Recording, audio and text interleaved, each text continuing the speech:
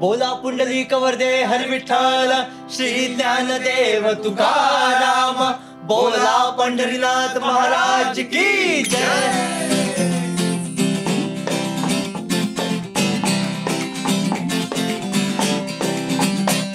When Tukaram was with us and he was like Pundalik वरदे हरी विठ्ठल. जेव्हा तुकाराम आले आणि काय म्हणाले, पुंडलिक वरदे हरी विठ्ठल. पुंडलिक वरदे हरी विठ्ठल, पुंडलिक वरदे हरी विठ्ठल. बोला पुंडलिक वरदे हरी विठ्ठल, पुंडलिक वरदे हरी विठ्ठल. एकनाथ नामदेव तुकाराम, एकनाथ नामदेव तुकाराम, एकनाथ नामदेव तुकाराम. निवृत्ती ज्ञानदेव सोपान मुक्ताबाई, ज्ञानदेव सोपान मुक्ताबाई. निवृत्ती ज्ञानदेव सोपान मुक्ताबाई, निवृत्ती ज्ञानदेव सोपान मुक्ताबाई. एकनाथ नामदेव तुकाराम, एकनाथ नामदेव तुकाराम, एकनाथ नामदेव तुकाराम, एकनाथ नामदेव तुकाराम. नामदेव तुकाराम जनाबाई तुकाराम, नामदेव तुकाराम जनाबाई तुकाराम, नामदेव तुकाराम जनाबाई तुकाराम. नामदेव तुकाराम जनाबाई हो तुकाराम. नामदेव तुकाराम जनाबाई तुकाराम, नामदेव तुकाराम जनाबाई तुकाराम, नामदेव तुकाराम जनाबाई तुकाराम. नामदेव तुकाराम जनाबाई हो तुकाराम. नामदेव तुकाराम जनाबाई तुकाराम, नामदेव तुकाराम जनाबाई तुकाराम, नामदेव तुकाराम जनाबाई तुकाराम. नामदेव तुकाराम जनाबाई हो तुकाराम. नामदेव तुकाराम जनाबाई तुकाराम, नामदेव तुकाराम जनाबाई तुकाराम, नामदेव तुकाराम जनाबाई तुकाराम. नामदेव तुकाराम जनाबाई तुकाराम. निवृत्ती ज्ञानदेव सोपान मुक्ताबाई, नामदेव तुकाराम जनाबाई तुकाराम. निवृत्ती ज्ञानदेव सोपान मुक्ताबाई, एकनाथ नामदेव तुकाराम. निवृत्ती ज्ञानदेव सोपान मुक्ताबाई, नामदेव तुकाराम जनाबाई हो तुकाराम. निवृत्ती ज्ञानदेव सोपान मुक्ताबाई, नामदेव तुकाराम जनाबाई हो तुकाराम. निवृत्ती ज्ञानदेव सोपान मुक्ताबाई, नामदेव तुकाराम जनाबाई हो तुकाराम. निवृत्ती ज्ञानदेव सोपान मुक्ताबाई, एकनाथ नामदेव तुकाराम. विठ्ठल विठ्ठल विठ्ठल विठ्ठल विठ्ठल विठ्ठल विठ्ठल बोला विठ्ठल विठ्ठल विठ्ठल विठ्ठल विठ्ठल विठ्ठल विठ्ठल. विठ्ठल विठ्ठल विठ्ठल विठ्ठल विठ्ठल विठ्ठल विठ्ठल विठ्ठल विठ्ठल विठ्ठल विठ्ठल विठ्ठल विठ्ठल विठ्ठल विठ्ठल. बोला विठ्ठल विठ्ठल जय हरी विठ्ठल विठ्ठल विठ्ठल विठ्ठल विठ्ठल जय हरी विठ्ठल विठ्ठल विठ्ठल. बोला विठ्ठल विठ्ठल जय हरी विठ्ठल विठ्ठल विठ्ठल विठ्ठल विठ्ठल जय हरी विठ्ठल विठ्ठल विठ्ठल. विठ्ठल विठ्ठल जय हरी विठ्ठल विठ्ठल विठ्ठल जय हरी विठ्ठल विठ्ठल विठ्ठल जय हरी विठ्ठल विठ्ठल विठ्ठल जय हरी बोला विठ्ठल. विठ्ठल विठ्ठल जय हरी विठ्ठल विठ्ठल विठ्ठल जय हरी विठ्ठल विठ्ठल विठ्ठल जय हरी विठ्ठल विठ्ठल विठ्ठल जय हरी. बोला विठ्ठल विठ्ठल जय हरी विठ्ठल विठ्ठल विठ्ठल जय हरी विठ्ठल विठ्ठल विठ्ठल जय हरी विठ्ठल विठ्ठल विठ्ठल. बोला विठ्ठल विठ्ठल जय हरी विठ्ठल विठ्ठल विठ्ठल जय हरी विठ्ठल विठ्ठल विठ्ठल जय हरी विठ्ठल. पांडुरंग पांडुरंग पांडुरंग पांडुरंग पांडुरंग पांडुरंग पांडुरंग पांडुरंग. हो पांडुरंग पांडुरंग पांडुरंग पांडुरंग पांडुरंग पांडुरंग पांडुरंग. पांडुरंग पांडुरंग पांडुरंग पांडुरंग पांडुरंग पांडुरंग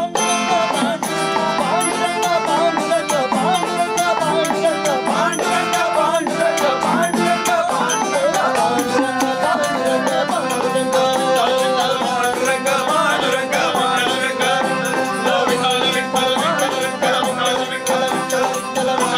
पांडुरंग पांडुरंग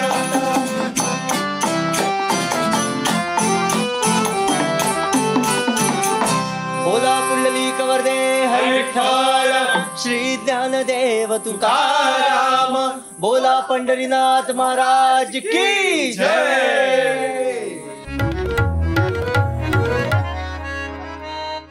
नमस्कार मंडळी, वायफळच्या या नव्या कोऱ्या संगीत भागामध्ये मी सुयोग आणि प्राची तुमचं स्वागत करत आहोत. आजचा भाग हा आषाढी एकादशी स्पेशल असणार आहे, त्यामुळे तुम्हाला सर्वांना आषाढी एकादशीच्या खूप खूप शुभेच्छा. आजच्या भागात आपल्याला भेटायला आलेले आहेत अभंग रिपोस्ट आणि त्याची सुंदर सुरुवात आपण ऑलरेडी पाहिलेली आहे. आजच्या भागाचा इंट्रो आपण जसा युजली कट करतो तसा केला नव्हता, कारण मला तो गजर तुम्हाला दाखवायचा होता आणि त्यांनी मस्त सुरुवात करायची होती. पण आजच्या भागात काय झालंय हे मी तुम्हाला सांगू इच्छित आहे. तर सर्वप्रथम अभंग रिपोस्ट हा आत्ताच्या तरुणाईचा बँड आहे. गेले 10 वर्ष ते अभंगांवर काम करत आहेत. अभंग घेऊन त्याचा अभ्यास करून त्याला एका वेगळ्या प्रकारे सादर करत आहेत. तरुण लोकांपर्यंत, सगळ्याच वयोगटातल्या लोकांपर्यंत पोचवत आहेत, त्याचा अर्थ सांगत आहेत आणि हे काम ते 10 वर्ष करत आहेत. तर हा बँड कसा एकत्र आला, त्यांनी का सुरुवात केली आणि खास करून अभंग आणि संतवाणी ह्याचा मार्ग त्यांनी का अवलंबला किंवा का स्वीकारला ह्याच्याबद्दल आपण थोडी चर्चा केली. त्याच्यानंतर ह्या प्रत्येक जणाला विठ्ठल म्हणजे काय, विठ्ठल देवाबद्दल त्यांची काय मतं आहेत किंवा त्यांच्या जर्नीमध्ये त्यांना काय मिळालंय, संतांचा अभ्यास करताना, विठ्ठलाचा अभ्यास करताना त्यांना काय काय सापडलंय याच्याबद्दल आमची सुंदर चर्चा झाली. त्याचबरोबर विविध संतांचं काम, त्याच्यातनं त्यांना काय काय इन्साईट्स मिळाल्यात आयुष्यात ते, आणि वेगवेगळ्या अभंगातनं काय काय शिकायला मिळतं ह्याच्याबद्दल सुंदर संवाद केला आहे. ऑफकोर्स या पूर्ण भागामध्ये संगीत भाग असल्यामुळे वेगवेगळे अभंगही सादर केले गेलेले आहेत. पण मला हा इंट्रो देताना तुम्हाला सांगण्याचा मुद्दा हाच आहे की हा भाग तुम्ही शांतपणे बसून बघा. सगळं वातावरण आता विठ्ठलमय झालेलं आहे, आषाढी एकादशी येऊ घातलेली आहे, तर सुंदररित्या बसा. कारण महत्त्वाचं हायलाईट करायचं म्हणजे ही आत्ताची पिढी आहे, आमची पिढी आहे. तर ह्या पिढीला देवाबद्दल काय वाटतंय, संतांनी सांगितलेल्या इन्साईट्समधनं ते काय करतायत, संतांचे एवढे शेकडो वर्षापूर्वींचे विचार ते कशा प्रकारे पुढे नेत आहेत, लोकांपर्यंत मांडतायत, हे सगळं खूपच सुंदर आहे. हे सगळं जेव्हा संभाषण होत होतं तेव्हा मला आतून खूप प्रचंड आनंद होत होता. कारण ह्या सगळ्यात एक वेगळीच ऊर्जा होती. ती ऊर्जा हा भाग बघताना तुम्हालाही एक्सपिरियन्स करता येणारच आहे. तर मी आता फार बोलत नाही, हा मस्त जो संगीतमय एपिसोड आहे तो तुम्ही बघा आमच्याबरोबर जी काय आम्ही अभंग गातोय, भजन म्हणतोय, त्याचाही भाग व्हा. एवढं बोलतो आणि सुरुवात करतो आजच्या भागाला. तत्पूर्वी तुम्ही जर का वायफळला सबस्क्राईब केलं नसेल तर पटकन सबस्क्राईब करून टाका. वायफळ पत्रव्यवहाराचा भाग नसाल झाला तर खालती लिंक आहे, त्याला रुजवा, म्हणजे आमची ईमेल स्वरूपात मराठी ईमेल्स पत्र तुमच्यापर्यंत येऊन पोचतील. वायफळ स्पेशल सुतारफेणी हा कार्यक्रम सर्वत्र होत आहे, तर त्याच्या तिकिटाची लिंक खालती आहे. इंस्टाग्रामवर आम्ही नेहमी अपडेट करत असतो कुठे काय कार्यक्रम आहेत ते, तर ते बघत राहा आणि आम्हाला भेटायला, सुतारफेणीचा कार्यक्रम बघायला जरूर या. एवढं बोलतो आणि सुरुवात करतो आजच्या या आषाढी एकादशी स्पेशल संगीत वायफळ भागाला विथ अभंग रिपोस्ट. Let's go. सो मंडळी, आजच्या आपल्या ह्या स्पेशल भागामध्ये अभंग रिपोस्ट आपल्या भेटीला आलेले आहेत.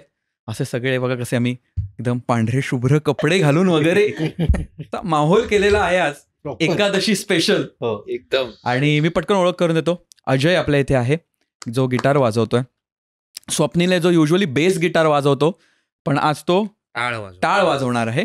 त्याच्यानंतर विराज आहे जो तबला वाजवत असतो, आज दिमडी वाजवणार आहे. तो दिमडी पण वाजवतो सेटमध्ये. आणि पियुष आहे जो हार्मोनियम वाजवतो. तर आपण ह्यांच्याबरोबर मस्त गप्पा मारत अभंग ऐकत असा आजचा एपिसोड पुढे पुढे करणार आहोत. गप्पा मारायला सुरुवात पण करूया आपण. पहिल्यांदाच मी 4 लोकांबरोबर एकत्र गप्पा मारतोय. अच्छा. त्यामुळे मजा तर येणारच आहे. इथे असं फुल विम्बल्डन सारखं होणार आहे असं. तर सुरुवात करूया आपण. आधी जेव्हा आपण युजली तरुण असतो, कारण तुमचा जवळजवळ आता 10 वर्षहून अधिक काळ तुमचा हा बँड आहे, आणि तरुण असतो तेव्हा आपले इन्फ्लुएन्सेस फार वेगळे असतात. कारण आपण आय थिंक त्या वयाचं होतं तेव्हा असं रॉक ऑन वगैरे आला होता, रॉक स्टार वगैरे आला होता, आणि त्या झोनमध्ये असताना अभंग घेऊन तुम्ही चालू केलं तुमचा बँड. तर त्याच्याबद्दल स्वप्नील तू मला सांग की ती सुरुवात कशी झाली आणि पहिला त्याचा ट्रिगर पॉईंट काय होता, हे फक्त मला जाणून घ्यायचंय. बरं. तर आजपासून 10 वर्षापूर्वी, 9-10 वर्षांपूर्वी 2014 मध्ये आम्ही बँड फॉर्म केला बेसिकली. तर त्याची सुरुवात खूप इंटरेस्टिंग होती, कारण एक म्युझिक कॉम्पिटिशन होती, एक लोकल म्युझिक कॉम्पिटिशन होती एरियामध्ये. त्यासाठी आम्हाला काहीतरी परफॉर्म करायचं होतं. ओके. आणि तिकडची लोकॅलिटी बरीच महाराष्ट्रीयन होती. आणि कॉलेजमध्ये असताना मी, विराज आणि दुष्यंत नावाचा ड्रमर आमचा, तर आम्ही बरेचसे इंटर कॉलेजिएट कॉम्पिटिशन्स वगैरे असायच्या, त्यात म्युझिक आणि वेगवेगळे फॉर्म आम्ही परफॉर्म करायचो तिथे. बरं. सो हा बँड 2014 मध्ये आम्ही त्यासाठी सुरू केला की जसं मी तुला मगाशी सांगितलं की मराठी आम्हाला काहीतरी करायचं होतं.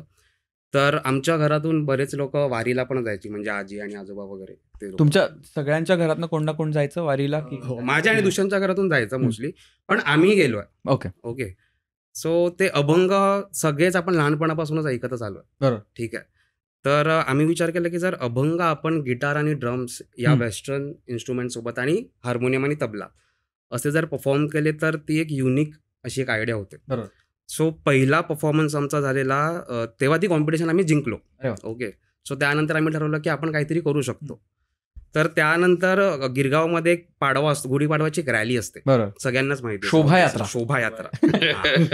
तर त्या शोभायात्रामध्ये आम्ही सलग 3 ते 4 तास परफॉर्म केला. सो त्या परफॉर्मन्सच्या आधी आम्ही सगळे भेटलो. आम्ही बरेच अभंग शोधले, तुकारामांचे, ज्ञानेश्वरांचे आणि भारूड, एकनाथांची भारूड आहेत. तर ते शोधताना आम्हाला त्यातला एक वेगळा एक पॉइंट ऑफ व्ह्यू कळला. युजली काय व्हायचं ना, की अभंग म्हणजे फक्त डिवोशनल आहे किंवा ते फक्त भक्ती स्वरूप आहे असं वाटायचं आम्हाला.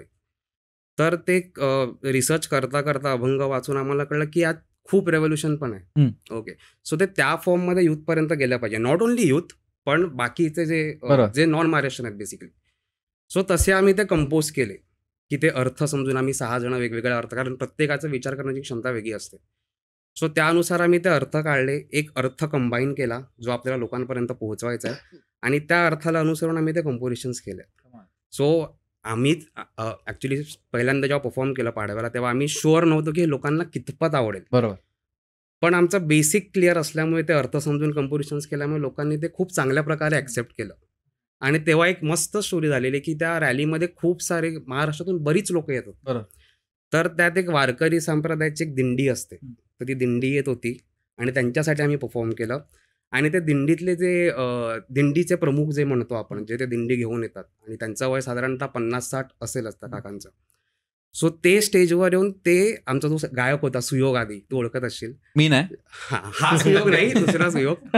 सो सुयोगच्या ते पाया पडले. सो ती आमच्यासाठी एक काय म्हणतो आपल्यासाठी एक कन्फर्मेशन म्हणतो किंवा एक पावती मिळाली तेव्हा. सो तेव्हापासून मग आम्ही ठरवलं की आपण बरोबर करतोय. आणि त्यानंतर आम्ही आजपर्यंत साधारणतः 400 किंवा 450 कार्यक्रम केले, आजही करतो. आणि येस, चालू आहे असंच. वा, मस्त. आणि कारण मला तुमची सुरुवात आठवते, ती व्हिडिओ म्हटलं मी शोभायात्रेतली जी व्हिडिओ रस्त्याच्या असं बाजूला स्टेज आहे, ती मला अजूनही आठवते, ती पाहिली होती मी तेव्हा. विराज, तुझ्यासाठी कशी होती ही जर्नी जेव्हा सुरुवात झाली? अगेन तेच आहे, कारण की तुम्ही सगळ्यांनी तुमचं इंटरप्रिटेशन, तुम्हाला लागलेला अर्थ आणि तो अभ्यास करून सगळं बसवायला लागला, त्यामुळे त्याचा झोन पूर्ण वेगळाच आहे.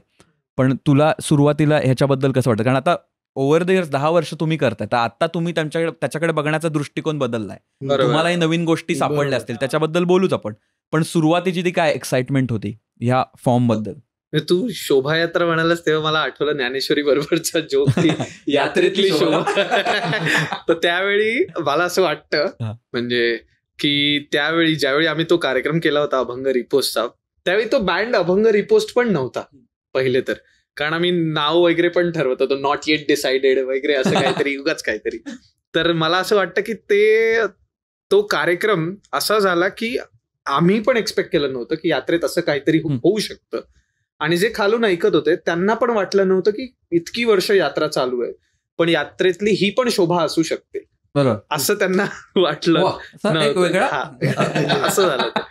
तर मग तिथून सुरुवात झाली. आणि तेव्हा पहिल्यांदा ज्यावेळी आम्ही परफॉर्म केला त्यावेळी कुठल्याच अभंगाचा अर्थ वगैरे आम्ही सांगितला नाही, जे निरूपण होतं. तर आम्ही फक्त गाणं म्हणून ते अभंग तिथे गायलो. पण ओव्हर द इयर्स कळायला लागलं की त्या अभंगामध्ये एक आत्मा आहे स्वतःचा. तर ते काय फक्त असं मी दिमडी घेतली आणि समजा आता हा गजर जो गायलो की पुंडलिक वरदे हरी विठ्ठल, तो तसा नाही पोहोचणार. त्याला एक त्या आत्म्याला जिवंतपणा आहे, तो स्वतःत आणला तर तो पोहोचेल. आणि त्यामुळे नंतर मग आम्हाला कळलं की त्या प्रत्येक अभंगाला एक अर्थ आहे, आत्मा आहे, तो शोधला तर आपल्याला त्याची चाल मिळेल. आणि मग ती ओव्हर द इयर्स कळायला लागलं की आधी आपल्याला तो आत्मा पकडायला पाहिजे. तो पकडला की बाकीचं काम आमचं पुढचं खूप सोपं पद्धतीने झालंय. की कुठल्याच अभंगाला चाल लावायला आम्हाला असं नाही की 5 दिवस लागलेत किंवा 6 दिवस, 15 मिनिटात एक अभंगाला चाल लागली. पण तो आत्मा पकडायला 10 वर्ष गेलाय ऑलमोस्ट. कारण आता एक आम्ही नेक्स्ट अल्बम मध्ये एक अभंग करतोय जो आम्ही त्यावेळी परफॉर्म केला होता, पण त्याचा काही आम्हाला सापडलं नाही, त्याचं जे काय म्हणतो आपण त्याचं जे गाभा जो आहे. आणि आता 10 वर्षांनी तो जाणवतोय की नाही आता हे असं आहे आणि आता करायला लागतं. सो ते आता मिळालंय. त्यामुळे खूप छान जर्नी आहे ही. आणि त्या जर्नीमध्ये प्रत्येक गोष्ट शिकतोय जे अभंगात लिहिलंय पण. म्हणजे आता ज्ञानेश्वरांच्या याच्यात आहे की हरिमुखे म्हणा पुण्याची गणना कोण करी. तर हे रिअल लाईफ मध्ये मला वाटतं आम्ही सगळ्यांनी एक्सपिरियन्स केलंय की करत राहा, ते येईल, कधी ना कधी ते पोहोचेल, कधी ना कधी ते येईल. सो असं आहे. कारण तेच आहे, जसं म्हटलं सुरुवातीला आपण ते एक आर्ट फॉर्म म्हणून चालू करतो आणि अभंग लहानपणीपासून ऐकलेले असतात, नवीन इन्स्ट्रुमेंट्सची त्याला जोड लागते आणि ते एन्जॉय करतो. पण हे जे नंतर जे उलगडायला लागतं ते असं म्हटलंय, ते सुरुवातीला आपण फेस व्हॅल्यूवर घेतो ते, पण नंतर घुसत जातो. कमाल. जबरदस्त. अजय, तुझं कसं आहे? कारण आय थिंक ते गाताना पण एक वेगळी एनर्जी येते ह्या सगळ्या पूर्ण आपण जे काय परफॉर्म करतोय, गाणी म्हणतो त्याच्यात. तर त्या दृष्टिकोनातनं तुला कसं वाटलं एकदम? ऍक्च्युली बघायला गेलं तर किस्सा शोभायात्रेचाच आहे पुन्हा, कारण तो एक पहिला असा आमचा एक बोलू शकतो, एक तो काइंड ऑफ, आता मला माहित नाही हा शब्द किती रिलेटेबल, पण तो काइंड ऑफ एक सट्टा होता की आम्हीच पैसे इन्व्हेस्ट केले, साऊंड कोणाचा मिळाला नाही, आम्हीच साऊंड इन्व्हेस्ट केलं. त्याच्यानंतर मग आम्ही ठरवलं माहित नाही, गर्दी असते, आपल्याला आपले अभंग खूप लोकांपर्यंत पोहोचवता येतील. मग त्याच्यानंतर म्हटलं काय करूया. त्यात आदल्या दिवशी सर्व गाड्या तिथे बाहेर काढल्या जातात, कोणालाच उभं करत नाही. स्टेज ज्यांनी लावलेलं असतं त्यांना सांगितलं जातं की नाही आता तुम्ही नाही लावू शकत. आणि जेव्हा आम्ही परफॉर्म करायला घेतलं आणि जेव्हा ती गर्दी दिसली, त्यामुळे जस्ट इमॅजिन आता आपण गजर गातोय, तर एक गजर म्हणजे एक गाणं आम्ही जवळपास 4 ते 5 वेळा गायलोय. त्यामुळे जर मी गजर गायलोय तर आता मी ज्यांच्यासाठी गजर गायलेलं आहे ते आता पुढे गेलेत. आता मी पुन्हा जरी 5 मिनिटांनी गजर गायलो तरी माझ्यासमोर नवीन 2,500 माणसं आहेत.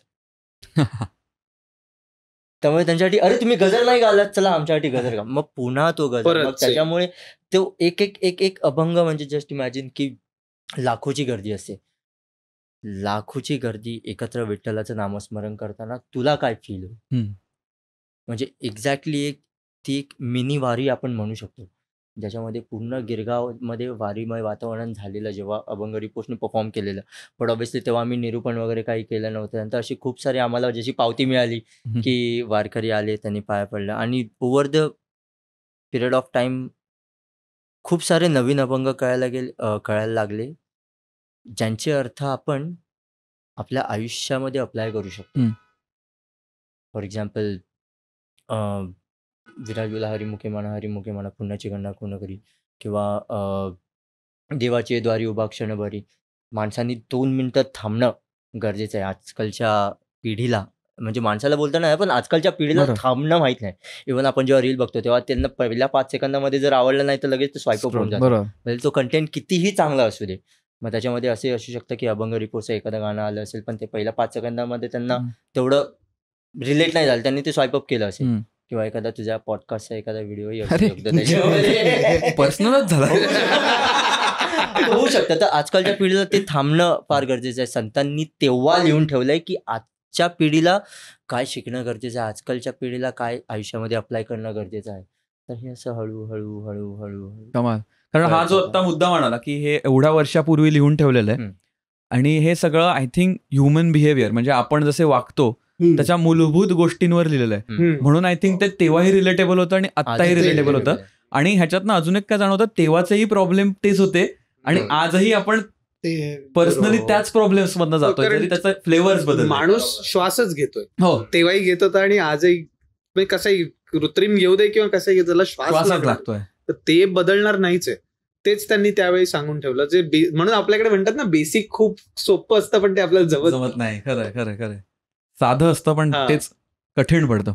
सो पियुष, तू जेव्हा जॉईन केलंस आणि हार्मोनियमचं म्हणत होतो मी, जेव्हा आपण प्लॅन करत होतो आजची पॉडकास्ट, हार्मोनियम, कारण मला माहित नाही आपल्या सगळ्या इन्स्ट्रुमेंटमध्ये हार्मोनियम, आता तबला नाही आहे आज म्हणून, पण तो एकदा त्याच्यावर आला ऐकू आपल्याला त्याचा स्वर की ते एक वेगळंच त्याचं वातावरण तयार होतं.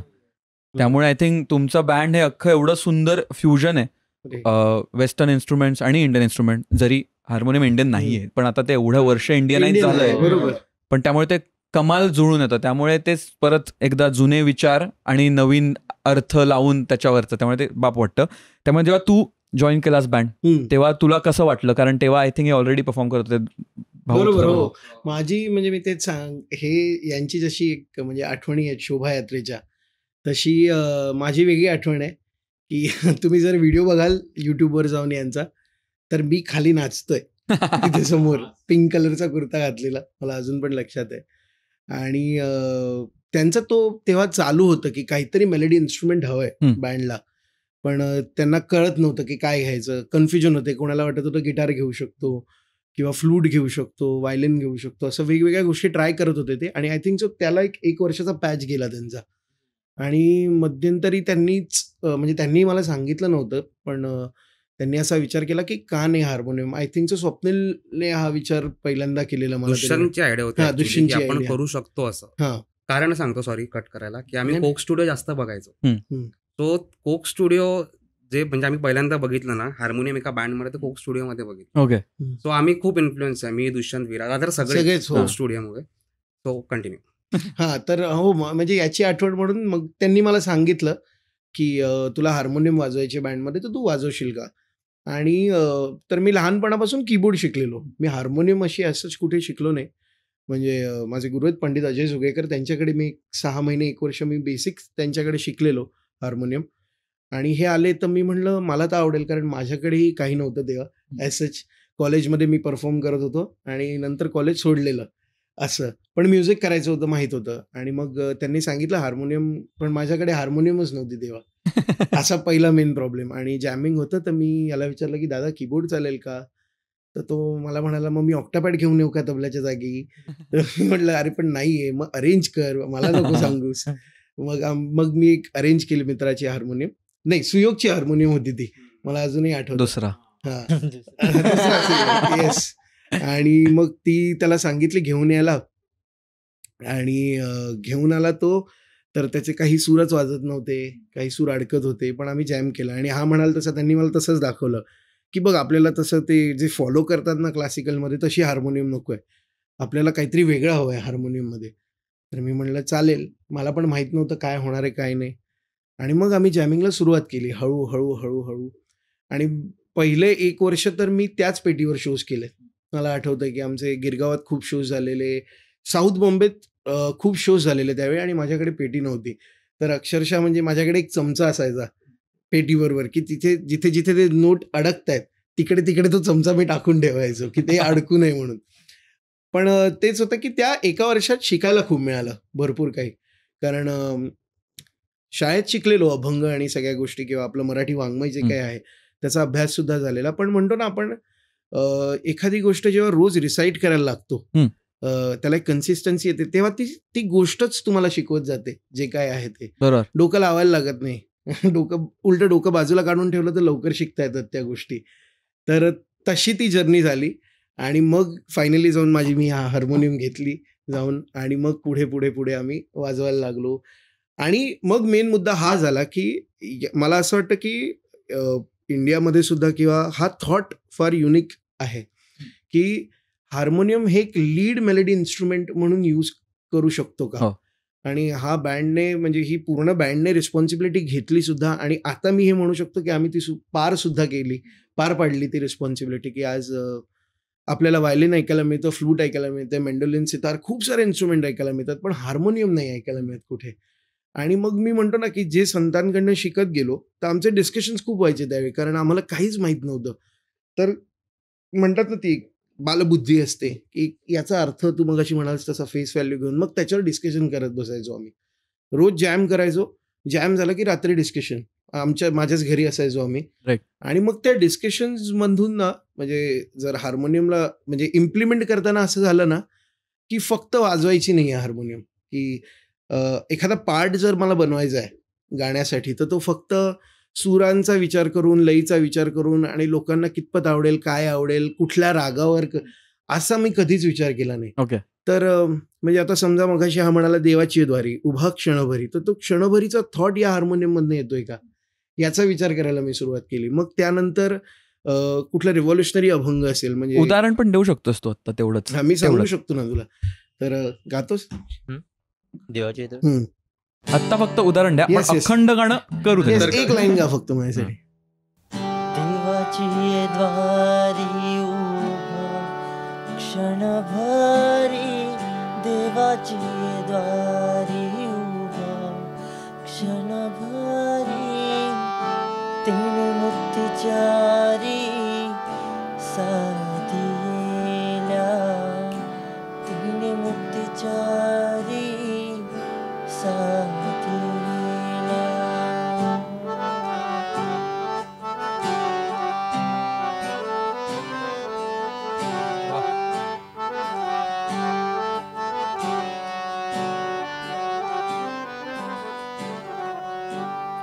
आता याच्यात तो एक क्षणभरीचा थॉट आहे की फक्त क्षणभर थांबा, स्वतःला थांबून बघा, त्या देवाकडे बघा किंवा स्वतःकडे बघा, असं.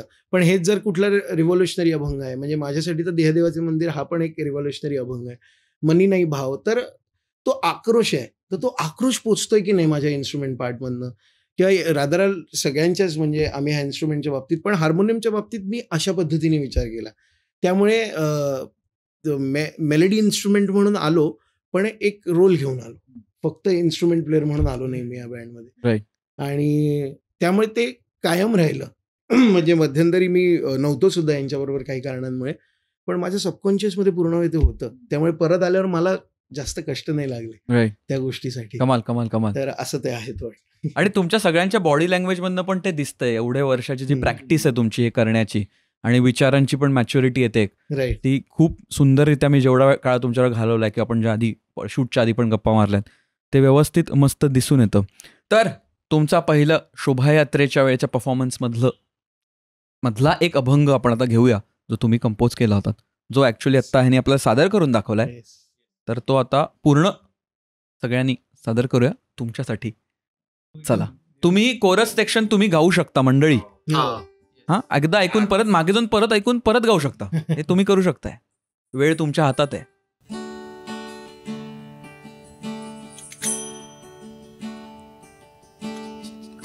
असोनी संसारी जीवे वेगू करी,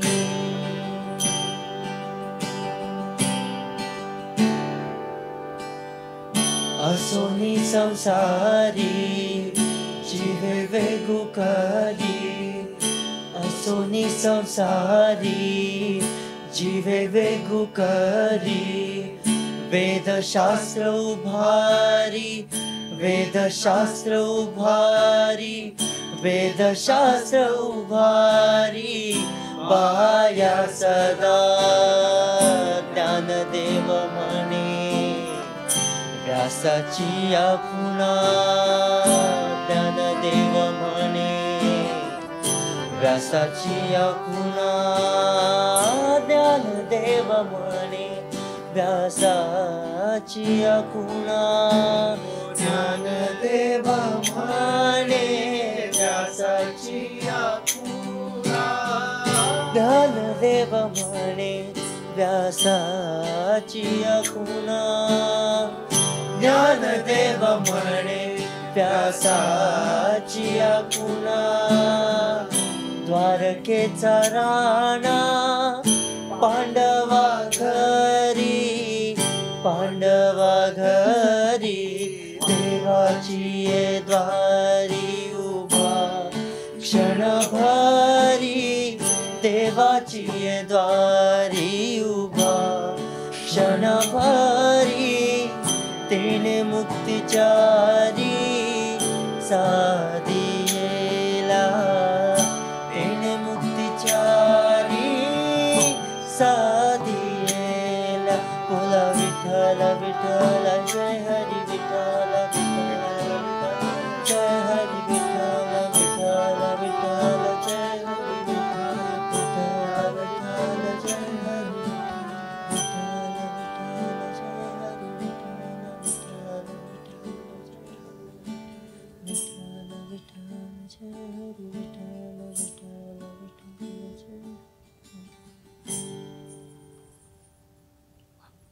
सुरुवात तुमची अशी झाली आणि अभंग जसं तुम्ही म्हणाला त्याचा अभ्यास करायला लागलात. जसं आपला आजचा हा एपिसोड एकादशी स्पेशल एपिसोड आहे आणि बऱ्याचशा अभंगांमध्ये विठ्ठलाला अड्रेस केलं जातं किंवा त्याच्याबद्दल बोललं जातं किंवा त्याच्याकडनं एखादी शिकवण आपल्याला मिळते. लहानपणीपासून आपल्या सगळ्यांच्या घरी जनरली एक धार्मिक वातावरण असतं. पूजा असतात, सकाळची देवपूजा असते किंवा सत्यनारायण पूजा असते, गणपती असतो, हे सगळं असतं. आणि आपण बऱ्याच देवळात पण जात असतो वार वगैरे बघून. आज शनिवार, आता मारुती मंदिर, असं बरंच काय काय आपण करत असतो. त्यामुळे आपण फार विचार करत नाही देव ह्या कॉन्सेप्टबद्दल. आपण लहानपणीपासून जात असतो, आपल्याला पण तिकडे मजा येते, त्यामुळे आपण तसंच कंटिन्यू करतो. पण ह्या सगळ्या प्रवासात विठ्ठल तुम्हाला कदाचित वेगळ्या वेगळ्या रूपात भेटला असेल किंवा तुमची त्याच्याबद्दलची आयडिया, डोक्यातली जी कल्पना आहे ती फॉर्म झाली असेल किंवा ती बदलली असेल, तर त्याच्याबद्दल मला जाणून घ्यायचं. तर हा प्रश्न मी डायरेक्ट एकाला कोणाला विचारणार नाही. तुमचं जे आत्ता तुम्हाला वाटतंय की कसं तुमच्यात तो बदल आला किंवा तुमच्याबद्दल तुमच्या मनात विठ्ठलाबद्दल काय आहे ते जाणून घ्यायला आवडेल. मला एक सांगायची इच्छा होती की आधी जर बघायला गेलं तर विठ्ठल हा असा काही सो कॉल्ड फेमस देव असा माझ्या मते तरी असं नाही. म्हणजे जेवढे गणपती विठ्ठलाचा स्पेसिफिक असा वार नाहीये. Right, आपल्या घराघरात बरोबर. घराघरात प्रत्येकाच्या घरी मग गणपती वगैरे सगळे जातात, मारुतीच्या मंदिरात जातात. तर जेव्हा वारीला गेलो तेव्हा कळालं की विठ्ठल हा अशा कॅटेगरीचा देव आहे ज्यांची देवाकडून ॲज सच काहीच अपेक्षा नाहीये. म्हणजे आपण बोलतो की विठ्ठल हा कष्टकऱ्याचा देव आहे, हा गरीबाचा देव आहे, विठ्ठल हा शेतकऱ्यांचा देव आहे. तर विठ्ठलाकडे म्हणजे ॲज सच जेव्हा मी विचार करतो की काय मागत असतील, काय मागत काय असेल. म्हणजे कोणालाही जर तुम्ही विचार केला की विठ्ठलाकडे काय मागत असेल, विठ्ठलाकडे हे नसेल मागत की देवा मला खूप सारा पैसा दे, मला श्रीमंती दे, मला हे दे, मला ते दे. कदाचित विठ्ठलाकडे जे काही मागितलं जातं ते मानसिक समाधानासाठी कुठे ना कुठेतरी मागितलं असं म्हणजे ज्यांच्या गरजा फार कमी आहेत. म्हणजे 2 वेळची भाकर बस झाली मला. देवा मला 2 वेळची भाकर दे, मला 2 वेळचं एक पंचपक्वानाचं जेवण नको, मला 2 वेळची भाकर माझ्या पोटापुरतं हे पुरेसं आहे. बस मला एवढं मिळालं, मी सुखी आहे, मी तुझ्या आशीर्वादाने मी समाधानी आहे, बस झालं. तू सगळं सांभाळतोय. तर त्याच्यामुळे विठ्ठलाची कन्सेप्ट माझ्या डोक्यात ती अशी निर्माण झाली की विठ्ठल हा अशा कॅटेगरीतल्या लोकांचा देव आहे ज्यांच्याकडून ॲज सच देवाकडून काय बोलतो ना काही अपेक्षा नाही. त्याच्यासाठी एक फार सुंदर अभंग सुद्धा आहे जो आम्ही कदाचित परफॉर्म करू. मनी नाही भाव म्हणे देवा मला पाव, बरोबर. देवा अशानं भेटायचा काय र, देवा बाजारचा भाजीपाला. देव बाजारचा भाजीपाला नाहीये ज्याच्यासोबत तुम्ही बार्गेन करा की देवा मला हे दे, मी तुला हे देईल. कळलं, देवाला तुमच्या पैशाची हाव नाहीच आहे, देवाला तुमच्या भक्तीची हाव आहे, तुमच्या त्या प्युअर फॉर्मची हाव आहे. त्यामुळे विठ्ठल हा अशा कॅटेगरीचा अशा माणसांचा देव आहे ज्यांच्याकडून ॲज देवाकडून काही अपेक्षा नाही, असं मला पर्सनली वाटतं. म्हणजे खूप छान बोलला. तो समाधानी माणसांचा देव येतो हो, असं वाटतं मला असं वाटतं पर्सनली. कारण आम्ही आता पंढरपूरला गेलेलो त्यावेळी आपल्याकडे खूप फेमस भारूड गाणाऱ्या एक आहेत ज्या पंढरपुरात राहतात, चंदाताई म्हणून. तर त्यांच्याशी असं डिस्कशन चालू होतं की देव काय. त्या मला खूप प्रश्न पडतात असे की का मूर्ती का किंवा मंदिरच का. जर तुकारामांनी सांगून ठेवलं की देव मनात आहे, शरीरात आहे, मग या मूर्तीची गरज काय. तर त्यांनी त्या दिवशी आम्हाला असं सांगितलं की ती जी मूर्ती आहे विठ्ठलाची, तर त्यांनी असं सांगितलं की तो एकच देव आहे ज्याचे डोळे बंद आहेत. तर तो देवच तुम्हाला सांगतोय की आत बघा, डोळे बंद ठेवून आत बघा, तुम्ही बाहेर बघण्याची गरजच नाहीये, मी तुमच्यातच आहे, तो शोधा म्हणजे मी तुम्हाला सापडेन. तरी मी त्यांना विचारलं मग ठीक आहे ना, मग यासाठी पण मूर्ती का. मग त्या मला म्हणाल्या याचं कारण हे आहे की त्याच्यात एक जागरूकता आहे, जिवंतपणा आहे. तो जिवंतपणा त्या मूर्ती ते आपण असं म्हणतो ज्यावेळी त्याची प्राणप्रतिष्ठा होते, पण तो जिवंतपणा, ती जगण्याची जाणीव प्रत्येक माणसात आहे जी माइंड कंडिशन झाल्यामुळे लपून जाते. म्हणून रोज सकाळी उठून त्या देवाकडे जाऊन स्वतःला हे सांगणं की मी एक जिवंत आत्मा आहे आणि तो जिवंत आत्मा म्हणून जगायला जन्म मी या पृथ्वीवर घेतलेला आहे. तर माझ्या मनात भूतदया असली पाहिजे, प्रेम असलं पाहिजे, निसर्गाशी नातं असलं पाहिजे, संगीताची आवड असली पाहिजे, जग बघण्याची दृष्टी असायला पाहिजे. हा जिवंतपणा निर्माण होण्यासाठी ती मूर्ती तिथे ठेवली आहे की त्याची आठवण परत परत तुम्हाला व्हावी स्वतःतल्या जिवंतपणाची. आणि मग हे त्या दिवशी असं 2 तास डिस्कशन झाल्यावर आम्हाला आय थिंक मी आणि दुष्यंत जो ड्रमर आहे, आम्ही 3 जण गेलो होतो. तर त्यावेळी आम्हाला ते जाणवलं की नाही, गरज आहे रोज सकाळी उठून स्वतःला सांगण्याची की आपण जिवंत आहोत. आणि मला खरंच वाटतं की प्रत्येकाने असं ना एकदा स्वतःला विचारावं की आपण आहोत, श्वास चालू आहे पण जिवंत आहोत. मे बी तो तसाच आहे देव. कमाल कमाल कमाल. एक जसं मूर्ती स्वरूप काय असतं त्याचं एक्सप्लेनेशन म्हणजे विराटने याला सांगितलं, त्यालाच अनुसरून मला एक सांगायचं आहे की आम्ही ना एकदा गौरगोपाल दास गुरुजींना भेटलेलो. आषाढीच्या निमित्ताने आम्ही इस्कॉन टेम्पल आहे गावदेवीमध्ये, तिथे परफॉर्मन्स करणार होतो आम्ही, म्हणजे असंच अकोस्टिक नॉर्मल सेट. सो त्यांना मी पहिल्यांदा मनी नाही भाव हा एक अभंग गाऊन दाखवला.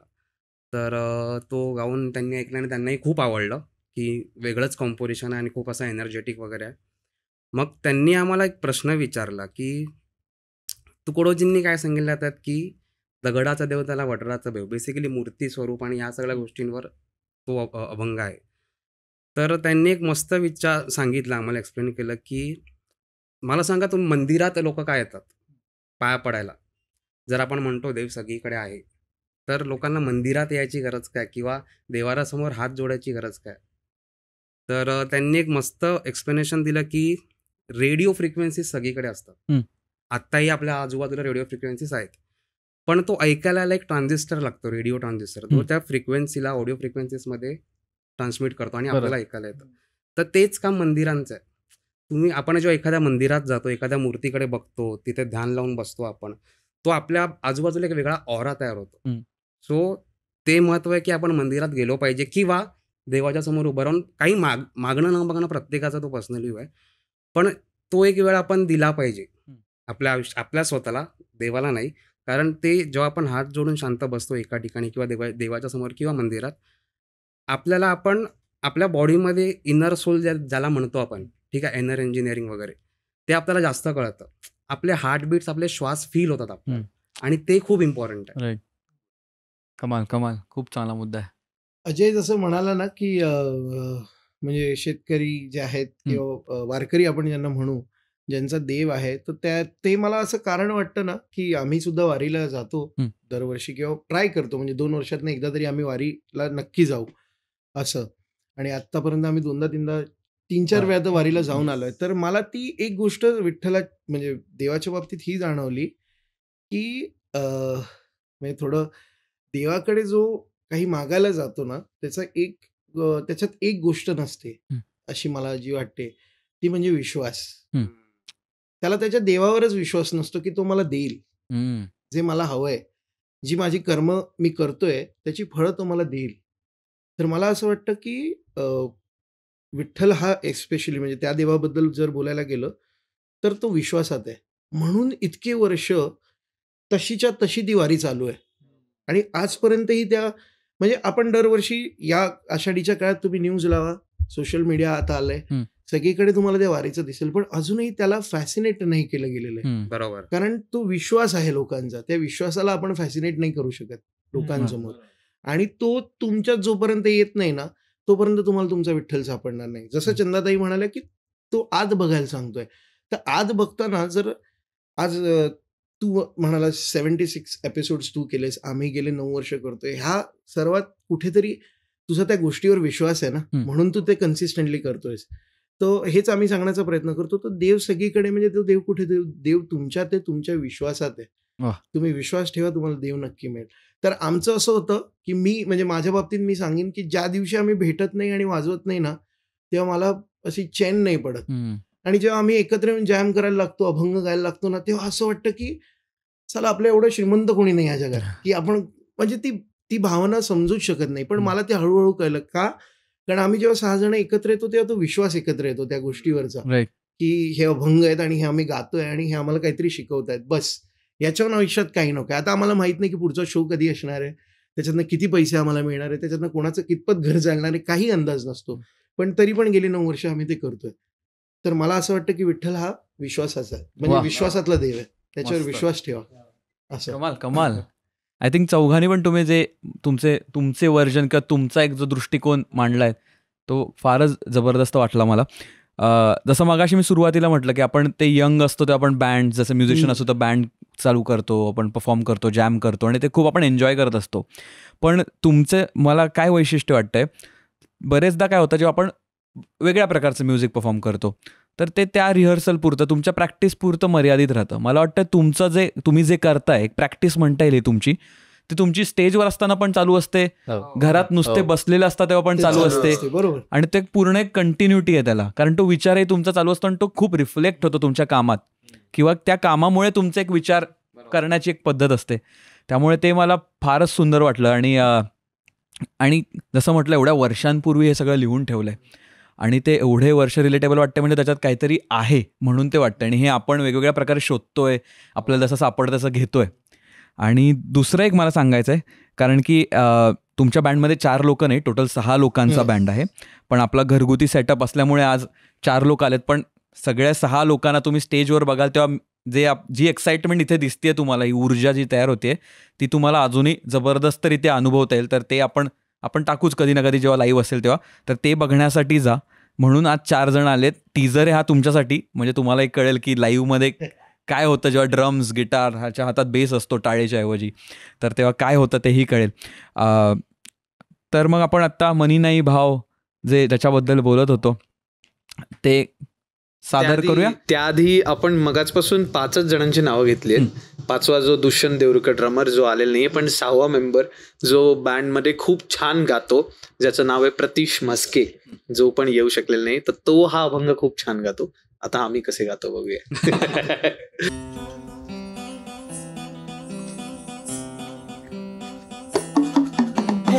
मनी नाही भाव म्हणे देवा मला पाव, मनी नाही भाव म्हणे देवा मला पाव. देव अशानं भेटायचा नाही र, देव अशानं भेटायचा नाही र.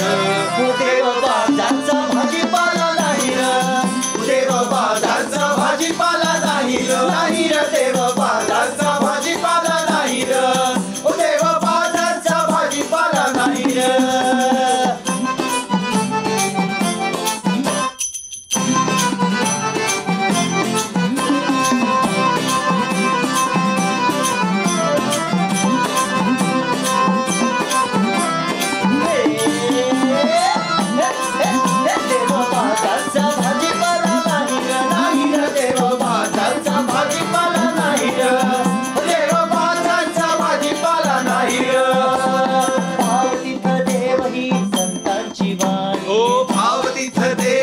संतांची वाणी, भाव तिथं देव ही संतांची वाणी, भाव तिथं देव ही संतांची वाणी. आचार वाचून पाहिला का कोणी, आचार वाचून पाहिला का कोणी, आचार वाचून पाहिला का कोणी, आचार वाचून पाहिला का कोणी. शब्दांच्या बोलानं शांती नाही मनी, शब्दांच्या बोलानं शांती नाही.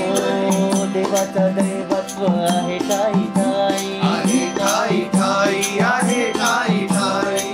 मी तुम्हाला विना अनुभव नाही, अनुभव नाही, अनुभव नाही. देवाचं दैवत्व आहे ठाई ठाई, मी तुम्हाला विना अनुभव नाही. तुकड्या दास म्हणे ऐका ही ग्वाही, ऐका ही ग्वाही. तुकड्या दास म्हणे ऐका ही ग्वाही, ऐका ही ग्वाही, तुकड्या दास म्हणे ऐका ही ग्वाही, ऐका ही ग्वाही. देव अशानं भेटायचा नाही र, देव अशानं भेटायचा नाही र. बाजारचा भाजीपाला नाही र, देव बाजारचा भाजीपाला नाही र, नाही र. देव बाजारचा भाजीपाला नाही र, देव बाजारचा भाजीपाला नाही र. मनी नाही भाव म्हणे देवा मला पाव, मनी नाही भाव म्हणे देवा मला पाव. देव अशानं भेटायचा नाही र, देव अशानं भेटायचा नाही र. देव बाजारचा भाजीपाला नाही र, देव बाजारचा भाजीपाला नाही र, नाही र. देव बाजारचा भाजीपाला नाही र, देव बाजारचा भाजीपाला नाही र, देव बाजारचा भाजीपाला नाही र, देव बाजारचा भाजीपाला नाही र, देव बाजारचा भाजीपाला नाही र, देव बाजारचा भाजीपाला नाही र.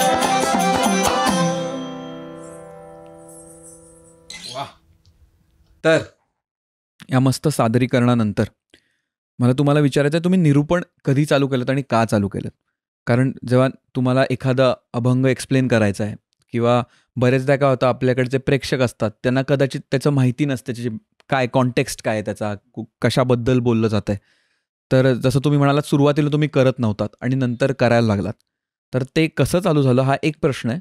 पण ते करताना पण आपण काय सांगतोय हे पण खूप महत्त्वाचं आहे. तर त्याचा अभ्यास तुम्ही कसा केलात? आणि एकत्ररित्या ते कसं मांडायला सुरुवात केली? कधी केलं आपण हे? मला आता माझी मेमरी खूप वाईट आहे एकतर. काही हरकत नाही, आपण मला- कदाचित हे तेव्हा असेल जेव्हा आपण आपल्याला कोणीतरी सांगितलं, जे मला आठवतंय की तुम्ही फक्त गाऊ नका, त्याचे अर्थ पण तुम्ही सांगायला हवेत कार्यक्रमाच्या गायच्या आधी. तर मे बी, पण ते कोण ते आता मला आठवत नाही. मला आठवत नाही, पण त्याची आपली एक प्रोसिजर मला आठवते की आपण एखादा अभंग ठरवायचो की चल आपण हा अभंग करूया. मग तो अभंग 6 जण आपापल्या परीने त्याचे अर्थ शोधून आणायचे. म्हणजे लिहून आणायचं म्हणजे बेसिकली, लिहून आणायचे की ह्याला जे काय तुला कळालं, समजेल ते तुझ्या बुद्धीला जसं. आणि त्याच्यानंतर मग सगळे 6 जण आपापले विचार मांडायचे की मला या अभंगातून असा असा संदेश पोहोचवा असं वाटतो, मला हे वाटतं, मला ते वाटतं. मग त्यानंतर 6 जणांचा जो एक कॉमन फॅक्टर निघायचा की अच्छा हे आहे जे आपण प्रत्येक ह्याच्यातून आपल्याला सांगू शकतो. मग तो आपण एक कदाचित असं ठरवायचं की हा आपण निरूपण तो एक थॉट निरूपणात बोलायचा. आणि तो कसा मांडायचा याच्यात पण एक बदल होत गेलाय वेळेप्रमाणे. तर पहिले खूप काय म्हणतो, खूप कमी प्रगल्भतेने असं मांडायचं की सर थोडक्यात तसंच्या तसा. मग नंतर काही काय नाही, याच्यात अजून काहीतरी छान पद्धतीने सांग. मग काही वेळाने कळलं की नाही अरे रिपोस्ट होत ना आपण, मग तो रिपोस्ट पद्धतीने पण गेला पाहिजे अर्थ. एकदम जसे बाकीचे निरूपण होतात तसं पण होऊन चालणार नाही, नाही तर माझ्या वयाचं कोण ऐकणारच नाही. मग त्याला त्याच पद्धतीने सांगायला पाहिजे. तसा तो एक एक करत तो डेव्हलप होत गेला. जसं लहानपण देगा देवा जो अभंग आहे, तर आम्ही दरवेळी असं व्हायचं की नॉन महाराष्ट्रीयन लोकांसमोर कसं करणार, त्यांना मराठी येत नाही, त्यांना अभंग कळत नाही. मग दुष्यंत जो ड्रमर आहे त्याला आयडिया आली की आपण एक काम करूया, पहिले 2 ओळी लिहूया हिंदीमध्ये ज्याच्यात पूर्ण अभंगाचा सार असेल. त्या ओळी अभंग सुरू करायच्या आधी गायच्या आणि मग अभंग गायचा. तर ते असं होतं की अहंकार छोड दो मैकी बाणी मत बोल, जो छोटो होवे जग बडा देखे वो, असं. मग ते गाऊन जसं आपण निरूपणात बघतो किंवा ऐकतो की ते एखादी ओळ गाऊन समजवतात, तसं हे अहंकार गाऊन पहिले गायचं आहे या 2 ओळी आणि मग अभंग सादर करायचं. असं ते एक एक डेव्हलप होत गेलंय. कारण आय थिंक मी जेव्हा तुमचा कार्यक्रम पण पाहिलाय तेव्हा आय थिंक त्यांनी खूप मदत होते समजायला. कारण हे फक्त गाणं बसवलं आणि गायलं असं नाहीये ना, त्याच्या मागचा तो थॉट हायलाइट झाला पाहिजे. बरोबर. आणि एकदा तुम्ही ते निरूपण केलं की मग त्या पुढच्या परफॉर्मन्सकडे किंवा त्या सादरीकरणाकडे बघण्याचा दृष्टिकोन पण बदलून जातो. आणि मग प्रेक्षकांना पण नवीन गोष्टी सापडतात त्याच्यात त्यांच्या मताने जे असेल ते. बरोबर. त्यामुळे आय थिंक ते खूपच जबरदस्त काम आहे. आणि जसं तू एक मुद्दा म्हणालास की आपल्या वयाच्या लोकांना पण समजलं पाहिजे. येस. आणि हे आय थिंक तुम्ही खूप चांगल्या रीतीने करताय, कारण की तोच एक डिस्कनेक्ट होता ना आतापर्यंत. आपले आई वडील वगैरे अभंग ऐकत आलेत त्यांच्या परीने, कीर्तन वगैरे हे सगळे फॉर्मॅट ते जाऊन देवळात जाऊन बसणे, हे सगळं अटेंड करणे हे करतायत. पण आपलं कुठेतरी ते राहून गेलं असं झालं.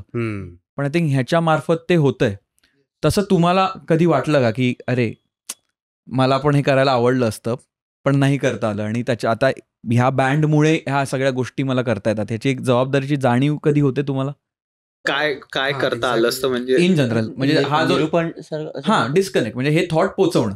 अच्छा, हे लाईक माझ्यासाठी तर ते कारण मला एक माहिती आहे की आमच्यामध्ये कदाचित सगळ्यात चांगलं भाषेवर प्रभुत्व असेल तर तो विराज असेल. म्हणजे विराज ज्या रोखठोकपणाने बोलतो, म्हणजे विराज बोलतो ना बस सगळ्यांना कळेल. आमचं असं होतं. म्हणजे आमचं असं एक इन जनरल बाळ की अच्छा अरे एक्सप्लेन करायचं, विराजला करू दे, तो पटकन सांगेल आणि सगळ्यांना कळेल पण. मग त्याच्यानंतर एक फेज अशी आली की विराज थोडा वैतागला.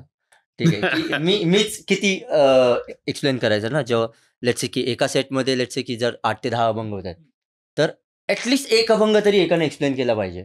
मग तेव्हा सुरुवात झाली की प्रत्येक जण आपापल्या स्टाईल प्रमाणे त्या अभंगाचं एक्सप्लेनेशन करू लागला. नाही, पण तिथे एक किस्सा आहे ना, कोणता की कोण तयारच नव्हतं. कारण बोलायला कोण तयारच नाही आणि 1.5-2 तास एकटं वाजवून परत बोलायचं परत गायचं कठीण आहे. बरोबर. तर मी काही कार्यक्रमामध्ये सुरू केलं की आता पुढच्या अभंगाचा अर्थ तुम्हाला स्वप्नील सांगेल डायरेक्ट स्टेजवरती. स्टेजच्या आधी सांगायचंच नाही, मग थोडंसं बोलत बोलत असं प्रत्येकाचं केलं. आणि मग ते खाली होतं, अरे यार तू मला सांग आता पुढच्या वेळी मी तयार करून येईन. म्हटलं जे सुचतं ते बोला. आणि असं होऊन आता सगळे बोलतात, आता मीच बोलणं बंद केलं. असंही नाही की कोणाला अर्थ माहित नाही, अर्थ सर्वांना माहिती आहे, मोरल ऑफ द स्टोरी सर्वांना माहिती आहे. फक्त विराज बोलला तर आपण कसं थोडं सेफ असू. तर त्याच्यामुळे प्रत्येकाच्या आता जर तू आलास नाही, पण आता everyone has developed a very nice way of. तू बघितलंस कार्यक्रमामध्ये खूप चांगल्या पद्धतीने अजय पण बोलतो, स्वप्नील पण बोलतो, कारण त्यांना तो प्रत्येकाचा आपापला धाग आहे. हा. तो मिळेपर्यंतच ती गोष्ट आहे. तो बरोबर. एकदा मिळाला की तो त्या पद्धतीत कन्वे करतो लोकांपर्यंत. आणि द बेस्ट पार्ट इज प्रत्येकाला आता आपली स्वतःची एक स्टाईल मिळाली. बोलायची. आता मी विराज सारखा नाही बोलायला बघत किंवा मी पियुष सारखं बोलायला नाही. माझी एक स्वतःची स्टाईल. आता मी अतरंगी आहे तर मी समोरच्याला निरूपण किंवा काही समजायचं असेल तरी ते थोडा अतरंगी पद्धतीनेच करतो. बरोबर. त्यामुळे जर तू शो मध्ये आला आणि कधी कळालं की मी एखादा अभंग एक्सप्लेन करतो त्याच्यामुळे तुला तो थोडा मस्तीखोरपणा तो थोडा दिसेल, त्याच्यामुळे ती चंचलता दिसेल. बरोबर. जर विराज एक्सप्लेन करते त्याच्यामध्ये बऱ्यापैकी जास्त डिसेन्सी असे शांतता असतो. पियुष असतो तर पियुष एकदम असा थोडा तो कणखरपणे बोलतो. स्वप्नील तर प्रत्येकाची अशी स्वतःची एक स्टाईल अशी डेव्हलप झालेली आहे. बरोबर. पण म्हणजे कदाचित फक्त तो अभंग रिपोर्टमुळे म्हणजे- झालं आय गेस. हा, अभंग रिपोर्टमुळे म्हणजे तू जो प्रश्न विचारलास त्याचं मला असं एक उत्तर पण मिळालं की अशा पण खूप काही गोष्टी ज्या आम्हाला करायच्या होत्या किंवा मी म्हणेन आमच्यात होते ते स्किल्स, पण आम्हाला अभंग रिपोर्टमुळे ते जाणवलं. जाणवलं. हा. म्हणजे जसं म्हणायला गेलं तर अजयने लिहायला परत सुरुवात केली. अजय कॉलेजची वेळापासून लिहितोय काही ना काहीतरी आणि आम्हाला ऐकवायचं त्यावेळी. अजय पॅरेडी करण्यात खूप एक्सपर्ट होता. हा. अजयच्या पॅरेडी ऐकण्यासारख्या आहेत, कधीतरी नक्की ऐकू तुम्हाला. पण आता मोस्ट ऑफ द टाइम असं होतं की नवीन काही लिहायचं म्हणलं, कारण आम्ही तर अभंग साहित्य करतो ते ऑलरेडी लिहिलेलं आहे, पण आता अशी रिक्वायरमेंट येते की काही आपलं लिहायचंय का किंवा कुठला प्रोजेक्ट आहे त्याच्यासाठी काही लिहायचं असेल तर मग तिथे अजयवर आम्ही रिलाय होतो की अजय लिहिणार. तसं दुष्यंत आणि माझं म्हटलं तर आम्ही म्हणजे आम्हाला म्युझिक प्रोडक्शन करायचं होतं तर आम्ही म्युझिक प्रोडक्शन करायला लागलो अभंग रिपोर्ट्समुळे. स्वप्नीलमध्ये खूप चांगले मॅनेजमेंट स्किल्स आहेत जे खरंच म्हणजे हा बँड अख्खा त्याच्यामुळे तो एक धरून ठेवतो पूर्ण बँडला. सो ते मॅनेजमेंट स्किल्स आम्हाला त्याच्यातले या बँडमुळे बघायला मिळाले की अच्छा स्वप्नील हेही करू शकतो. प्रतीश म्हणायला गेलं तर प्रतीश त्याला टेक्नॉलॉजिकल गोष्टींबद्दल खूप नॉलेज आहे की काय चाललंय काय जगात नाही चाललंय. तर त्या बाबतीत प्रतीशची ती एक साईड बघायला मिळाली आणि विराजच्या खूप साईड पहिले आम्हाला बघायला मिळाल्या कारण तो सगळ्या गोष्टी तोच करत होता, निरूपण आणि या सगळ्या. पण ही इज लाईक ही म्हणजे आम्ही म्हणू की त्याच्याकडे एक चांगली क्वालिटी आहे की ही ऑलवेज पुश. प्रत्येकाला तो एक पुश देतो, हे करून बघ, हे करून बघ, ते करून बघ. तर ती क्वालिटी आम्हाला त्याच्यामुळे मिळाली. म्हणजे एका बँडमुळे ते एक एक क्वालिटी इन्स्ट्रुमेंट प्लेअर सिंगर सोडून आम्हाला या सगळ्या there is no lead in the band. तू कार्यक्रमात बघितलंस everyone is the lead. बरोबर. एक गाणं गातोय आणि 5 जण त्याच्यासाठी वाजवत आहेत असं नाहीये. म्हणून ते आता खूप खूप अति होईल मी हे म्हटलं तर, पण 6 संत आहेत, 6 वेगवेगळे कॅरेक्टर आहेत. संत as in me thought wise सांगतोय, 6 वेगवेगळे विचार आहेत. ते इंडिव्हिज्युअल विचार आहेत प्रत्येकाचे आणि ते घेऊन तो स्टेजवरती आहे. तो कोणासाठी तरी त्याचे विचार बदलत नाहीये. बरोबर. की कोणतरी गातंय म्हणून मी माझे विचार बदलून त्याला सपोर्ट करतो. तोही त्याला ऍडजस्ट होतोय आणि तो जो गाणार आहे तोही त्याच्या विचारांमध्ये ऍडजस्ट होतोय असं आहे. त्यामुळे तो आम्हाला लोक असे ओळखायची की अभंग अच्छा वो जो 6 लोक गाते वो बँड असं आहे. ते कोणी लीड नाही, एक जण लीड आहे असं नाही. त्यामुळे कुठलंही कंपोजिशन ज्यावेळी कंपोज करतो ना त्यावेळी युजली असं असतं की सिंगर गिटार घेऊन बसतो आणि कंपोज करतो. आता पुढचा अल्बम मधलं एक अभंग ड्रमरने कंपोज केलाय, पूर्ण गाणं म्हणजे पूर्ण अभंग. एक पियुषने केलाय, एक अजयने केलाय, एक स्वप्नीलने केलाय.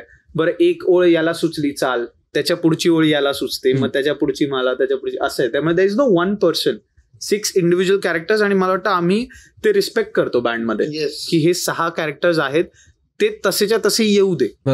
ते लपवायला गेलो तर तो माणूसही थोडासा हे होऊन जाईल, मेलो होऊन जाईल की अरे यार मला माझं पण मिळत नाहीये इथे. तर ते मे बी आम्हाला प्रत्येक जण जपतंय. म्हणजे मला वाटतं ती खूप प्रॉफिटेबल गोष्ट पण आहे, कारण प्रत्येकाचा म्हणून आमच्या बँडमध्ये प्रत्येकाचा ऑडियन्स आहे.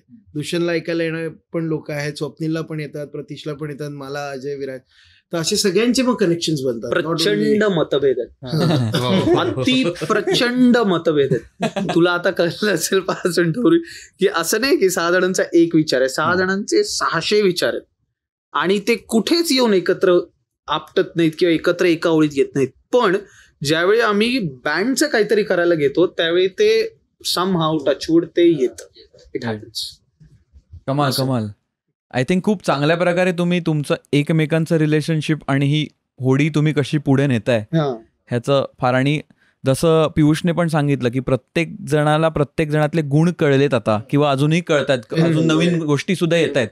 तर ते कशा प्रकारे आपण हँडल करू शकतो आणि कशा प्रकारे एकत्र होऊन पुढे जाऊ शकतो, तो एक थॉट जबरदस्त. आणि हा दुसरा थॉट की जरी एकत्र जायचं तरी इंडिव्हिज्युअलिटी आहे येस, तर ते मेंटेन करणे आजच्या जगात खूप इम्पॉर्टंट आहे ते. बरोबर. आणि ही चॅलेंजेस आपली पण असतात फेस करताना इन जनरल. म्हणजे नॉट ओन्ली बँड बनवतोय किंवा गाणी बनवतोय म्हणून, पण माणूस म्हणून, एक व्यक्ती म्हणून हीच चॅलेंजेस आपल्याला असतात की 4 लोकांबरोबर आपल्याला जमवून घ्यायला लागतं, पण विचार पण आपल्याला रिस्पेक्ट करायचे असतात दुसऱ्याचे. तर हे तुम्ही कमालरित्या बघताय.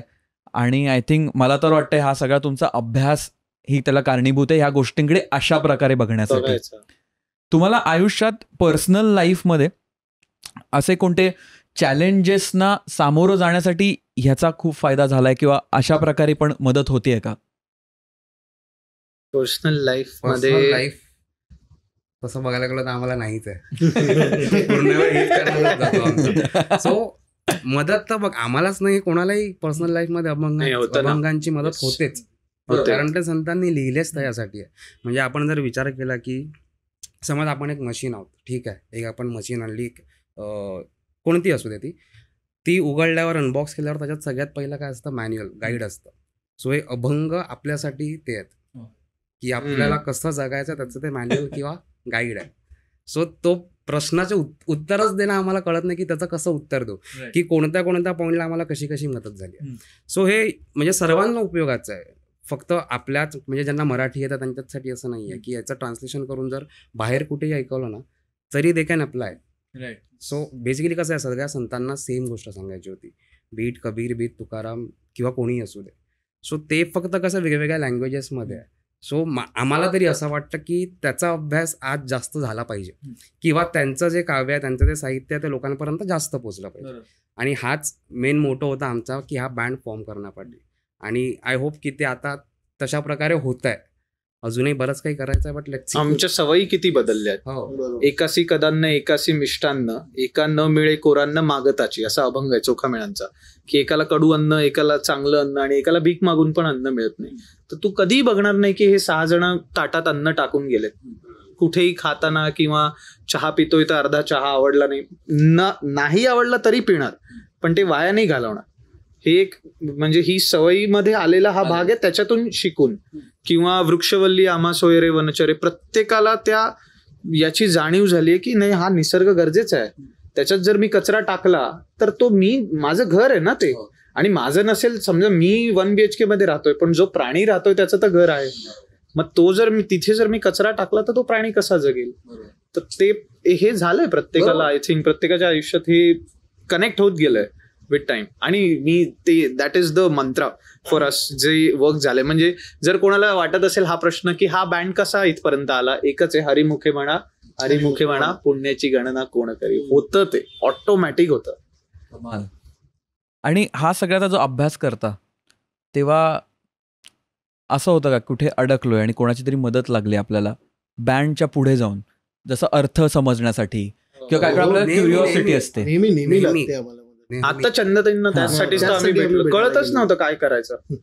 आणि कुठपर्यंत, सॉरी मीच बोलतोय, कुठपर्यंत जायचं, काय पुढे काय, आज आता तू सांग. पुढे काय करायचं हे कळतच नव्हतं. आणि अल्बम करायचा होता, पण काय अभंग करायचे, कसे करायचे, कुठून करायचे.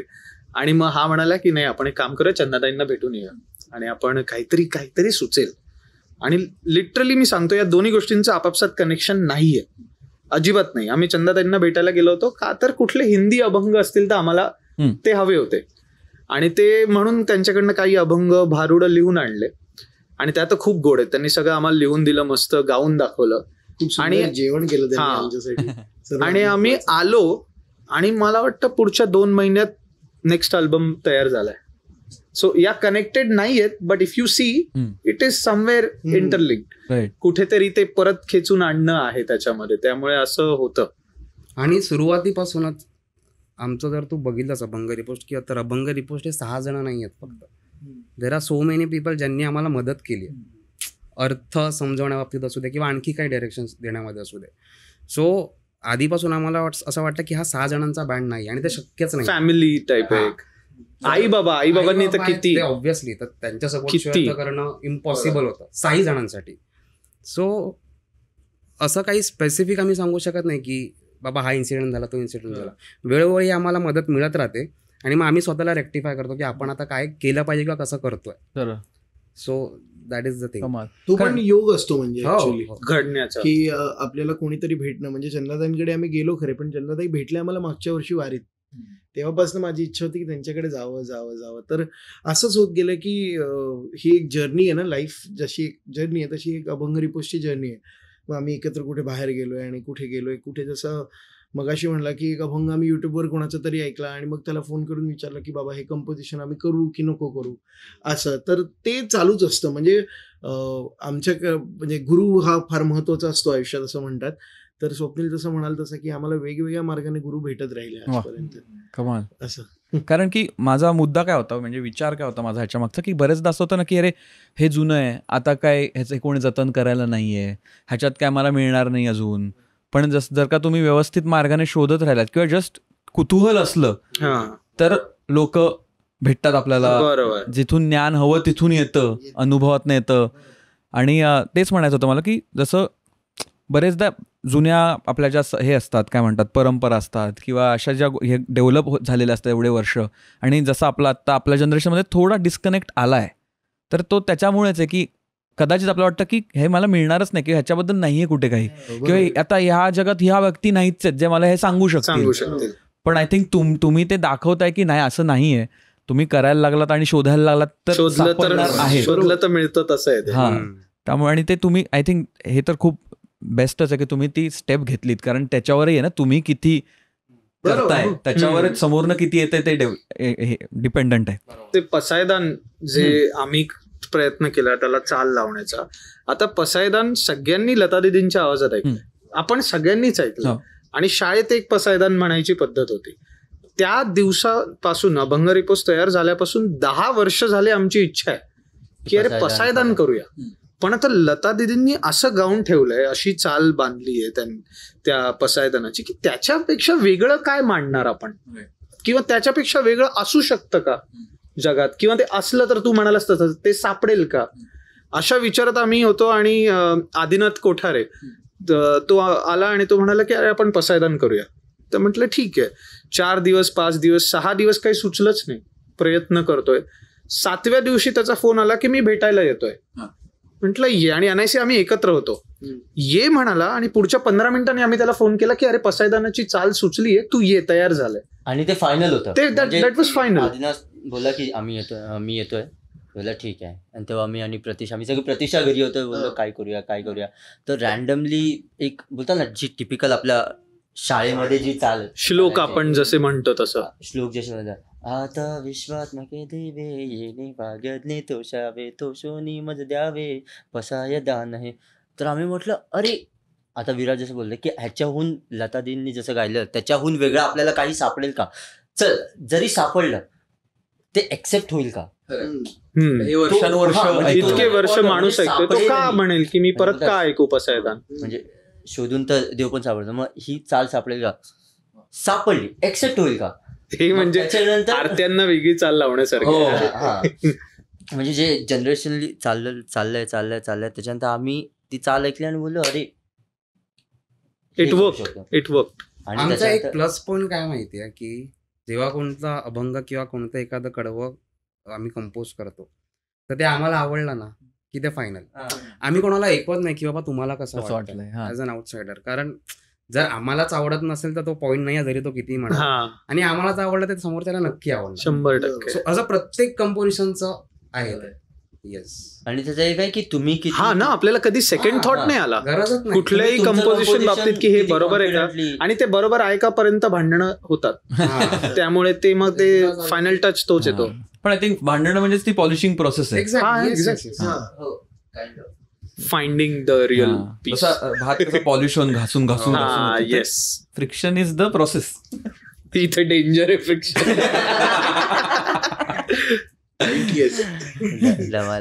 कमाल. आता वेगवेगळ्या संतांचं साहित्य आपण हाताळतो, अभंग वगैरे. तर मला अशी क्युरिओसिटी होते बरेचदा, आणि ही माझी पर्सनल क्युरिओसिटी असते की आपण माणसाचं काम, एखाद्या व्यक्तीचं काम ते खूप कमाल असेल तर ते खूप फोकसमध्ये राहतात. जसं फॉर एक्झाम्पल संतांचे अभंग, त्यामुळे संत म्हणजे आपण त्यांना त्याच्यामुळे ओळखतो की हा अभंग ह्यांचा आहे. पण मला त्याच्या पुढे एक स्टेप जाऊन नेहमी ना त्या माणसाबद्दल क्युरिओसिटी निर्माण होते की हे माणूस म्हणून कसे होते, किंवा त्यांचे त्यांचे दैनंदिन जीवन कसं असलं असेल, काय परिस्थितीत ते त्यांनी त्यांचं जीवन व्यतीत केलं असेल, आजूबाजूची परिस्थिती काय असेल, लोक कसे, शेजारी कसे असतील, असे खूप वेगळेच झोनचे मला थॉट येतात आणि खूप मजा येते मला असं एक्सप्लोअर करायला. तसं तुमच्या बाबतीत होतं का, किंवा एखाद्या संताला एवढं तुम्ही ओळखून घ्यायचा प्रयत्न केलाय का?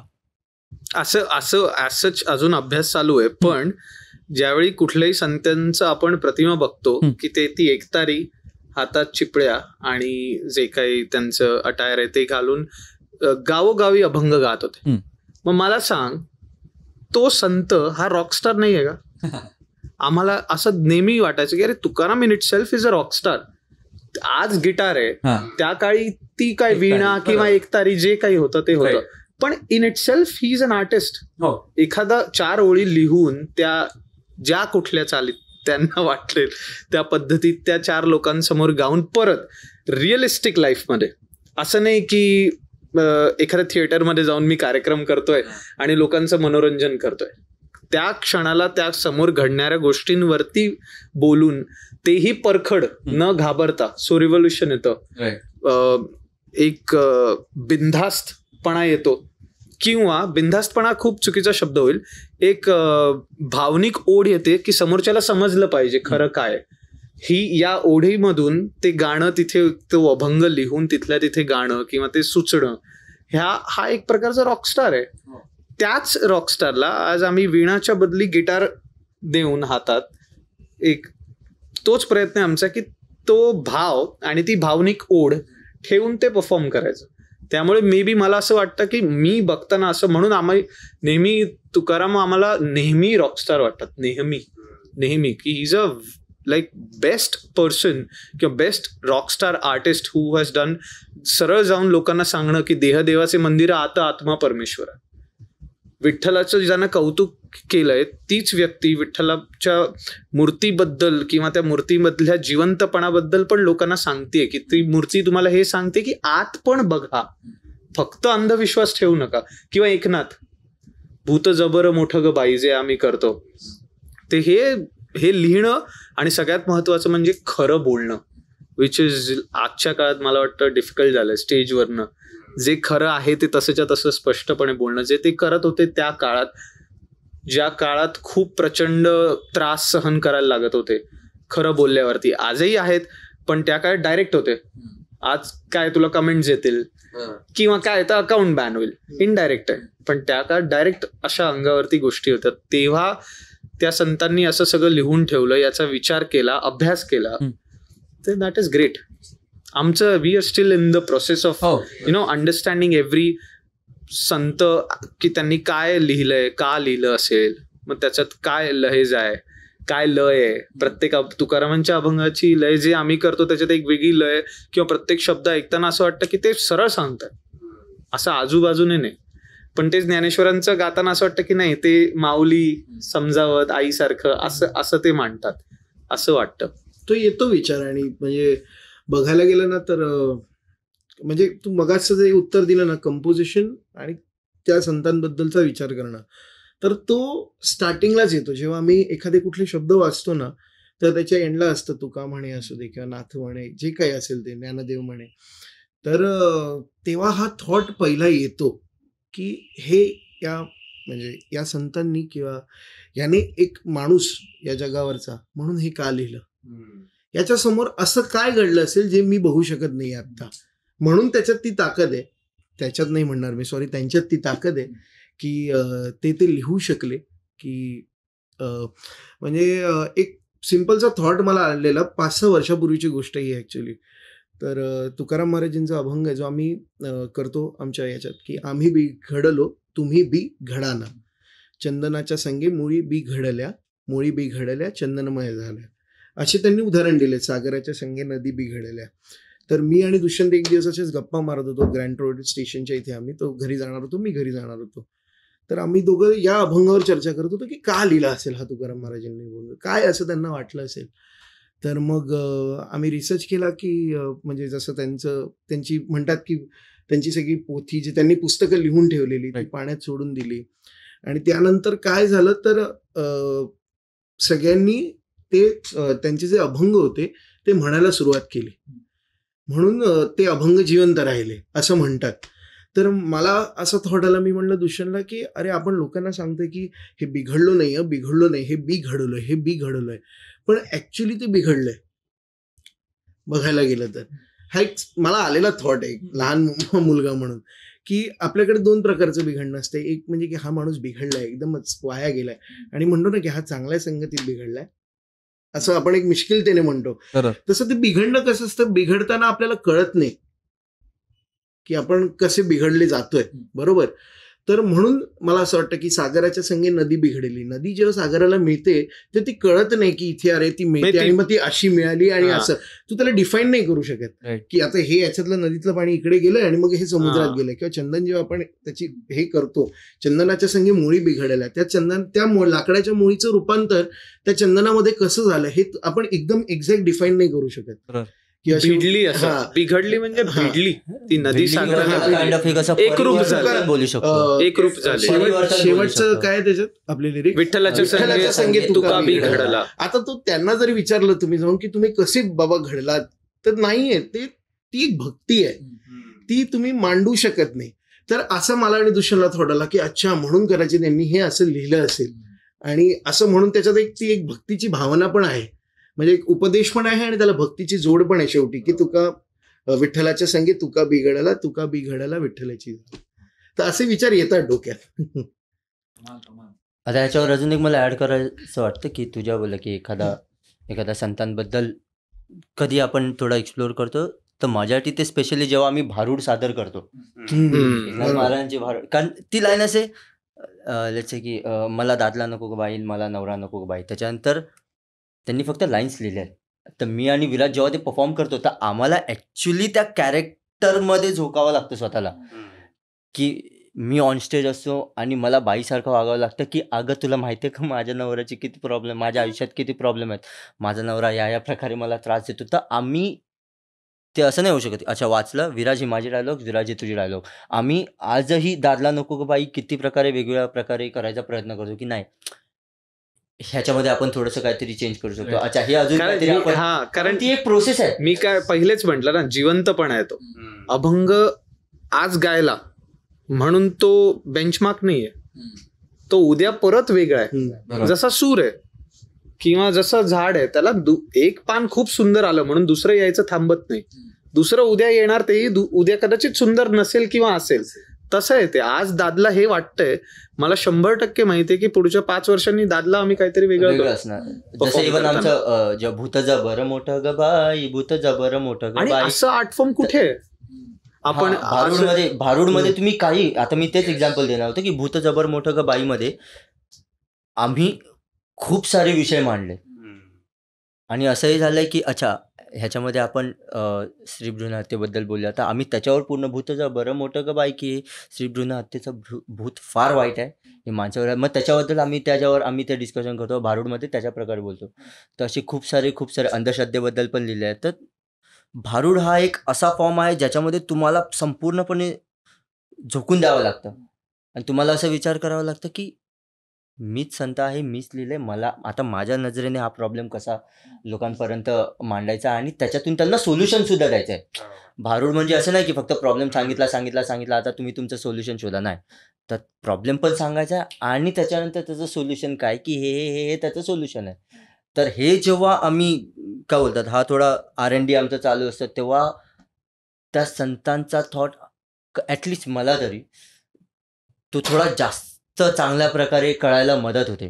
कारण तेव्हा मी हे ना विचार करत की अरे संतांनी त्यांच्या मागचा काय मोठं होता, आता मीच संत झालोय, मलाच ते परफॉर्म करायचं आहे. कारण आत्ताच्या त्या काळात काय घडतंय बाजूला, बरोबर, माझ्या आजूबाजूला काय घडतंय तो प्रॉब्लेम आहे आत्ता. मी आत्ता जाऊन जास्त अंधश्रद्धेबद्दल बोलणार नाही, कारण मुंबईत मी बघते अंधश्रद्धा नाही, म्हणून मग मुंबईत काय प्रॉब्लेम चालू आहे. मी जर पुण्यात गेलो तर पुण्यात कुठल्या प्रकारचं भूत लोकांवरती आहे किंवा इन जनरल आजच्या जनरेशनवरती कुठल्या प्रकारचं भूत केलंय किंवा अँझायटीचं आहे, डिप्रेशनचं आहे, सोशल मीडियाचं भूत आहे, आमच्यावरती पण आहे, आपल्यावरती सगळ्यांवरती आहे. मग जर हे भूत आहे तर ह्याबद्दल बोलायला हवं आणि हे बोलायला मिळेल असा आर्ट फॉर्म त्यांनी किती वर्षांपूर्वी लिहून ठेवलाय. जी वाक्य तीच आहेत पण मी काहीही बोलू शकतो त्याच्यामध्ये, काहीही, कधीही. सो असं काहीतरी लिहिणं इज लाईक ग्रेट थिंग. हो. म्हणजे त्यांनी 2च ओळी लिहिल्या, भूत जबर मोठं ग बाई झाली झडपण करू ग ते काही, हे भूत एवढं मोठं आहे काही केला जात नाही. आता हे भूत कोणतं असू शकतं ते ते कॉन्टेक्स्ट आपण आपल्या ठरवूया. आता हे भूत आहे हे कळालं त्याच्याबद्दल बोलूया. सिम्पल. कमाल. एक तर मला मुद्दा खूपच आवडला की आर्ट फॉर्मच असा बनवला जिकडे तुम्ही तुमचा विषय मांडू शकताय. Freedom of speech. There is no end to it. आणि तू म्हणालास म्हणजे 1-2 मुद्दे आहेत. एक तर आर्ट फॉर्म असा आहे की तुम्ही वेगवेगळ्या गोष्टी त्याच्यात हो. टाकू शकता आणि विषय मांडू शकता. आणि दुसरा मुद्दा असा आहे की एकच गोष्ट आहे पण ती वेगवेगळ्या प्रकारे भेटते आपल्याला, येस करेक्ट, एकदम परफेक्ट. मिळते. Comment section. चालतंय. तर ते फारच सुंदर आहे ना. आणि मला दुसरं काय असं वाटतं एक मुद्दा, आता आम्ही एकदा कार्यक्रम तुमचा ऐकला, तर तुमचा अभंग तुम्ही एकदा निरूपण केलं, एकदा परफॉर्म केला, तो मला भावला, मला काहीतरी त्याच्यात सापडलं, ठीक आहे, मी घरी आलो, कदाचित मी पुन्हा तुमची गाणी ऐकली इंस्टाग्रामवर किंवा युट्यूबवर ऐकली, स्पॉटिफाय, असं ऐकून मी पुन्हा एकदा रिवाईज केलं 1-2दा. आता तुम्ही तोच अभंग गेले 10 वर्ष किंवा जेवढे वर्ष तुम्ही प्रॅक्टिस करताय, जॅम करताय, रिहर्स करताय, स्टेजवर वाजवताय, परत परत परत करत कळत तुम्हाला वेगवेगळ्या प्रकारे तो भेटतोय, जे तुम्ही आत्ताच सांगितलं. आणि त्याच्यामुळे तुमच्या थॉटची क्लॅरिटी एवढी चांगली आली की तुम्ही प्रत्येक शोमध्ये तो व्यवस्थित मांडू शकताय, तो फिल्टर करून. म्हणजे जसं एखादं रॉ काहीतरी एक थॉट असतो, तो तुमचा स्वतःहून फिल्टर होतोय. त्यामुळे आय थिंक तो प्रेक्षकांना आणि श्रोत्यांना ना फिल्टर्ड मिळतोय. त्यामुळे तो पचायला सोपा पडतोय, डायजेस्ट व्हायला. बरोबर, कठीण नाही पडत. तर मोस्टली ह्या सगळ्याचं हेवी लिफ्टिंग तुम्ही करताय वर्षानुवर्ष, त्यामुळे as an audience it's easier for me to understand. आणि आय थिंक ते पण खूप महत्वाचं ना, एखाद्या आर्ट फॉर्ममध्ये दुसऱ्या तुमच्या ऑडियन्सला ते समजून देणं आणि त्यांना त्याची एक गोडी निर्माण करणं किंवा दाखवणं की ह्याची गोडी लागू शकते, हे खूप चांगलं आहे. हे पण आपलं एक काय म्हणतात एक जबाबदारी असते. तरच तो आर्ट फॉर्म टिकतो. नाहीतर काय आपण वाजू रे एकदम काय मस्तच वाजवलं मी इकडे 7 मात्रांमध्ये मी 3.5 करू शकतो आपण, पण ते समोरच्याला पण किती समजतंय, किती पचतंय, डायजेस्ट किती होतंय, ते पण फार चांगलं होतंय तुमच्या माध्यमातून. त्यामुळे याचं एक एक्झाम्पल देऊ शकतो. पापाची वासना नको दाऊ डोळा, त्याहुनी आंधळा बराच मी. आत्ताच्या या जनरेशनला मी हे समजावायलाच मला एकतर अर्धा तास जाईल. त्याची जी लय आहे की पापाची वासना, वासना शब्द सांगेपर्यंत वेळ जाईल. नको दाऊ डोळा, दाऊ म्हणजे दाखवू, त्याहुनी आंधळा बराच मी, म्हणजे त्यापेक्षा आंधळा कर मला. त्याची जी आय थिंक सेकंड लास्ट ओळ आहे की नको मज कधी परस्त्री संगती, जनातून माती उठता भली. नको मज कधी कुठल्याही परस्त्रीची संगती मला नको. जे आपण आज बघतोय इतका मोठा प्रॉब्लेम चालू आहे वर्ल्ड, पूर्ण जगामध्ये, की एखाद्या स्त्रीबद्दल एक रिस्पेक्ट असणं, जे जन्मापासून, असं नाही म्हणते की फक्त पुरुषांना किंवा मुलांना, दोघांनाही शिकवणं एकमेकांबद्दलचा रिस्पेक्ट, जे दिसत नाही आणि त्याचे परिणाम पुढे जाऊन वेगळे घडतात. हा थॉट त्यांनी तेव्हाही लिहून ठेवलाय, ठीक आहे, पण त्याचे शब्द थोडेसे समजायला कठीण आहेत. नको मज कधी परस्त्री संगती, जनातून माती उठता भली. आता एखादा मला म्हणणे जनातून माती उठता भली म्हणजे काय, याचा अर्थ काय, मग ते समजावताना त्याला आम्ही रेगेमध्ये ट्यून त्याची केली. सो एकदा अजय त्या 4 ओळी फक्त गायलास तर कळेल. नको माझ कधी, नको माझ कधी परस्त्री संगती, जनातून माती उठता भली. नको माझ कधी परस्त्री संगती, जनातून माती उठता भली. तर याच्यात बसल्यामुळे एखाद्या माणसाला, मे बी तू म्हणालास तसं, आता त्यानंतर मला जाणवलं की कदाचित असं होत असेल की ज्याला ते कळत नाहीये त्याला ते आता इझिली पचतंय, इझिली कळतंय आणि ते पोहोचतंय. पण हे काम आमच्याकडनं नकळत घडतंय, हे सगळ्यात इम्पॉर्टंट. त्याच्या पुढच्या 2 ओळी पण शेवटच्या, तुका म्हणे माझं अवघ्याचा कंटाळा, तू एक गोपाळा आवडीस, असं त्यांनी म्हटलं. स्केल हाय झाल्यामुळे आम्ही ते घेतलं, पण त्या ओळी फार इम्पॉर्टंट. राईट. कारण जसं तो आत्ता म्हणत होता दुसरा थॉट की आय थिंक तुमचं इंटेन्शन ते नाही, तुमचं इंटेन्शन इनेटली कुतूहल आहे तुमच्या स्वतःचं. येस येस त्यामुळे त्याचं आउटपुट जे येतंय ते लोकांना जास्त भावतंय. जर का आउटपुट असतं की मी हे लोकांना कसं मस्त प्रकारे सांगतो आणि मग कसं ते लाईक करतील, ते आम्हाला नॅचरली येते म्हणून ते भावतंय हां. मे बी रॉ कारण- आहे कारण त्याच्यामुळे. कुतूहलाबद्दल अट्रॅक्शन आहे लोकांना तुमच्या, आणि तुमच्या मांडताय त्याच्याबद्दल. तर हे आपण जरा जास्तच घुसतो याच्यात, पण आय थिंक मला असं वाटतंय आणि हे असं असणं जास्त योग्य आहे दॅन मी लोकांना प्लीज करण्यासाठी काय बनवतोय. तर आय थिंक, आणि होलिस्टिक थॉट त्याच्यात असाही असू शकतो की तुम्ही कोणताही आर्ट फॉर्म करा, कोणताही काम करा, जर का तुम्ही त्याच्यात खुश असाल आणि ते एक्सप्लोअर करण्यात जर गुंग असाल तर आउटपुट लोकांना इम्प्रेसिव्ह होत जाईल असं वाटतंय मला हे ऐकून. आपला थॉट नाही आहे हा ओरिजिनल, असं शकतंय. भारूड घ्यायचा थोडासा एक झलक. येस येस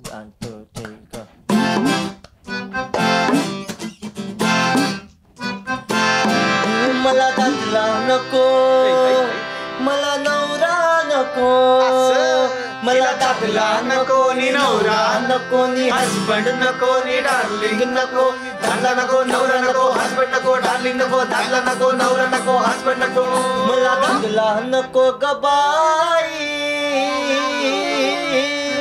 मला दादला नको ग बाई, मला नवरा नको ग बाई, मला दादला नको ग बाई, मला नवरा नको ग बाई, मला दादला नको ग बाई, मला नवरा नको ग बाई, हिला दादला नको ग बाई, हिला नवरा नको ग बाई, मला दादला नको ग बाई,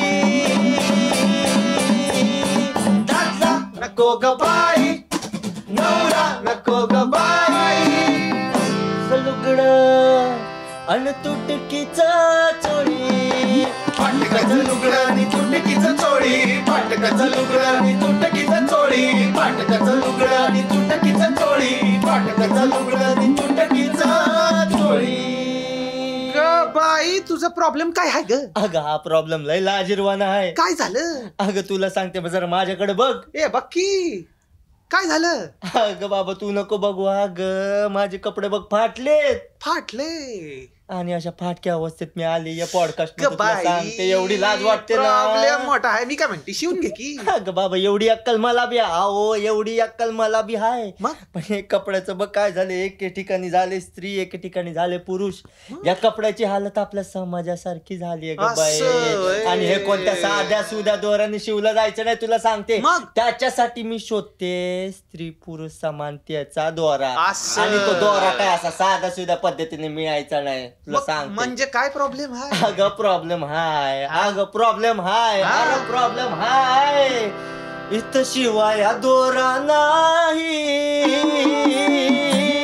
हिला शिवाया दोरा नाही, हिला दादला नको ग बाई, हिला दादला नको ग बाई, हिला नवरा नको ग बाई, हिला दादला नको ग बाई, हिला नवरा नको ग बाई, मला दादला नको ग बाई, मला नवरा नको ग बाई, हिला दादला नको ग बाई, हिला नवरा नको ग बाई, मला दादला नको नि नवरा नको नि हसबंड नको नि डार्लिंग नको, दादा नको नवरा नको हसबंड नको डार्लिंग नको, दादा नको नवरा नको हसबंड नको डार्लिंग नको, दादा.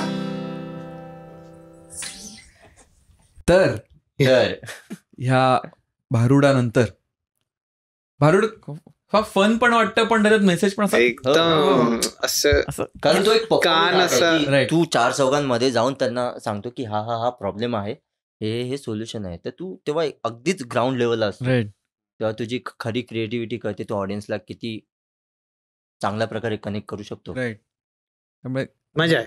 झालो असो कनेक्ट ऑडियन्सला पण.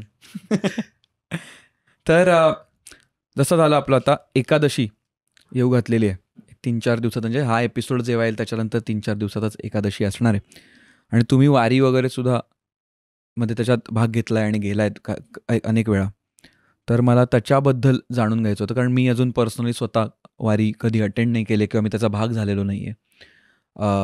तर ते जाणून घ्यायचं होतं मला की तुमचा कसा एक जनरल अनुभव कसा होता. सुरुवातीला आपण बोललोच की किती विश्वास आणि एकदम विदाऊट एनी अपेक्षा लोक त्याच्यात जातात आणि स्वतःला झोकून देतात त्याच्यात.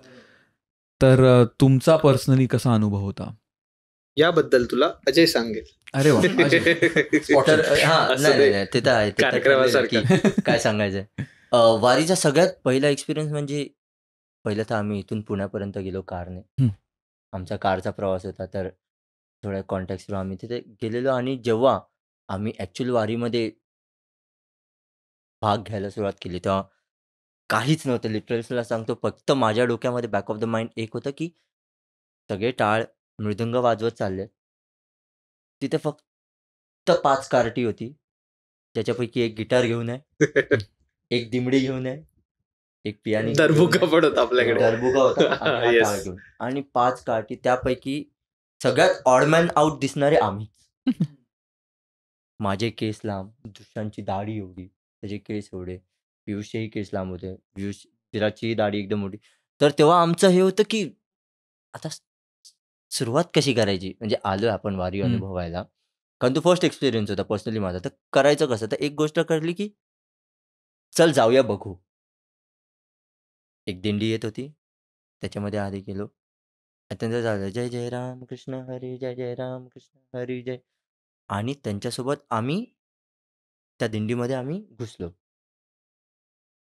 तर माझ्या बॅक ऑफ द माइंड चालू होतं, कोणतरी आपल्याकडे एका बोलतात ना अशा नजरेने बघेल की हे कोण आले.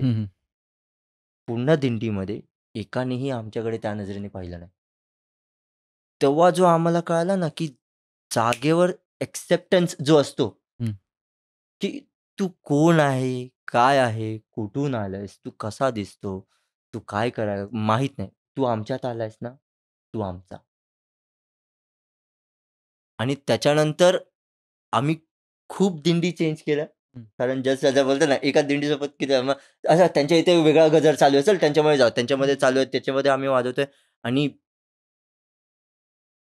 आम्हालाच माहित नाही, म्हणजे मी उभ्या आयुष्यात, म्हणजे जेव्हापासून मी बाईक घेतली गेली 8-9 वर्ष, तर मला वाटत नाही मी 1 किलोमीटरच्या पुढे कधी बाईकशिवाय गेलो असेल. चालत चालत 1 किलोमीटरच्या पुढे अजय वावळे कधीच तुम्हाला चालत दिसणार नाही. म्हणजे मी थकेल, मी टॅक्सी करेल आणि अजून पुढे 1 किलोमीटर जाईल, मी असा माणूस. तर मला माहित नाही त्या दिवशी आम्ही किती किलोमीटर 6-7 किलोमीटर, कारण आम्ही उलटे चाललो ना. आणि उलटी वारी म्हणजे आषाढीच्या आदल्या दिवशी आम्ही पोहोचतो. ओके. आषाढीला लोक पोहोचतात आणि आम्ही उलट्या रस्त्याने चालत गेलो टुवर्ड्स पुण्याकडे. बेसिकली की ज्या ज्या दिंडी येतात त्यांना भेटायचं, मग थोडंसं चालायचं, परत उलटत जायचं, परत एका दिंडीवर चालायचं, परत उलटं जायचं, परत असं. आणि एकतर दिंडी थांबून ते बसले, मग आम्हाला ब्रेक घेतलेला मध्ये उभं केलं. आणि त्याच्यामुळे अच्छा आता आम्ही आहोत, आम्ही अभंग गातो. अच्छा तुम्ही कसे अभंग गाता, तर अशा प्रकारे आम्ही गिटार सोबत गातो. आणि तिथे लिटरली आम्ही वारीमध्ये अभंग गात होतो आणि ते आमच्यासोबत आमच्यापेक्षाही जास्त जोरात आणि आमच्यापेक्षाही जास्त तल्लीन किंवा भक्तिभावाने ते गात होते. आणि त्याचे फुटेजेस हे आमच्याकडे सगळं हे क्रिटिक्स वगैरे प्रकार आपल्याकडे म्हणजे अज्ञानात सुख असतं म्हणतात, ते खरंय. ती माणसं सुखी आहेत, पटकन ऍक्सेप्ट करतात आणि असं काही वेगळे पण दाखवत कोणताच नाही. भेदभाव नाही, काहीच नाही. म्हणजे आपण जे बोलतो अरे तू रेसिस्ट आहे, चौकट नाही की का बाबा विडंबन करताय, काय गरज आहे गिटार विटार घेऊन, किंवा आमची दिंडी आहे ना, आम्हाला पाहिजे तसे अभंग गाऊ, तुम्ही कोण आलात अभंग, काहीही नाही. इगो नावाचा काहीही प्रकार नाही. तुला वारी जिथून चालू होती, जिथून समजेल कोसो दूर तुला दिसणारच नाही. ऍक्च्युली तुला कळतो तिथे गेल्यावर की तुझ्यात किती इगो आहे. खरं सांगायला दिसतो. कारण आपण त्याही म्हणजे मी म्हणेन की खास करून शहरातली माणसं जेव्हा गावाकडे जातात तेव्हा त्याचं कौतुक करण्यात त्यांना फार कौतुक वाटतं की गाव किती सुंदर आहे आणि गाव किती हे. पण जेव्हा तिकडची माणसं बघतो तर त्यांना काही असं त्याचं अप्रूप नसतं, कारण त्यांच्यासाठी आहे की हे निसर्गच माझा देव आहे, मी इथेच राहतोय आणि हेच माझं आयुष्य आहे. तर तसं तिथे दिंडीत गेल्यावर आपल्याला असं वाटतं की अरे, आपण ती भावना येते की अरे ही लोक चालतायत, कुठून आली आहेत, कशी आली आहेत, काय. पण त्यांच्या चेहऱ्यावरचा आनंद बघितला की असं कळतं की अरे आपण हा विचार करतोय की ही लोक, आपण लोक, अशी लोक तशी लोक, पण असं काहीच नाहीये. आपल्यातच खूप जास्त इगो भरलेला आहे कुठेतरी. सो ती म्हणतो ना आपण की अहंकार नसलेले माणसं असतात ती, ज्यांच्यात काही, म्हणून ते म्हणजे वारकरी संप्रदायात ती एक प्रथा पण आहे ना की लहान मुलगा असू दे किंवा मोठा माणूस असू दे, ते एकमेकांच्या पाया पडतात. जिथे म्हणजे आपण मोठं लहान काही पडतो तेव्हा तुमचा इगो, अहंकार सगळा संपून जातो. तर ती पण एक भावना वारीत समजण्यासारखी किंवा म्हणजे अनुभवण्यासारखी म्हणेन समजण्यापेक्षा.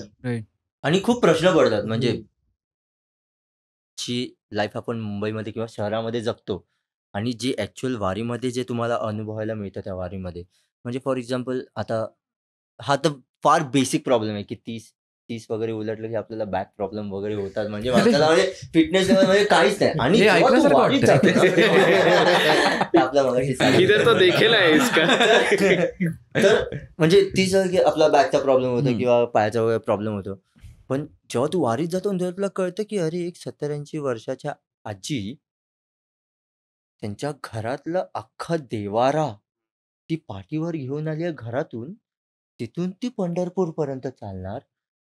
तो देवारा तो पंढरपुराच्या मंदिरात टेकवणार, दर्शन करणार आणि परत तो अख्खा देवारा घेऊन परत ती जाणार.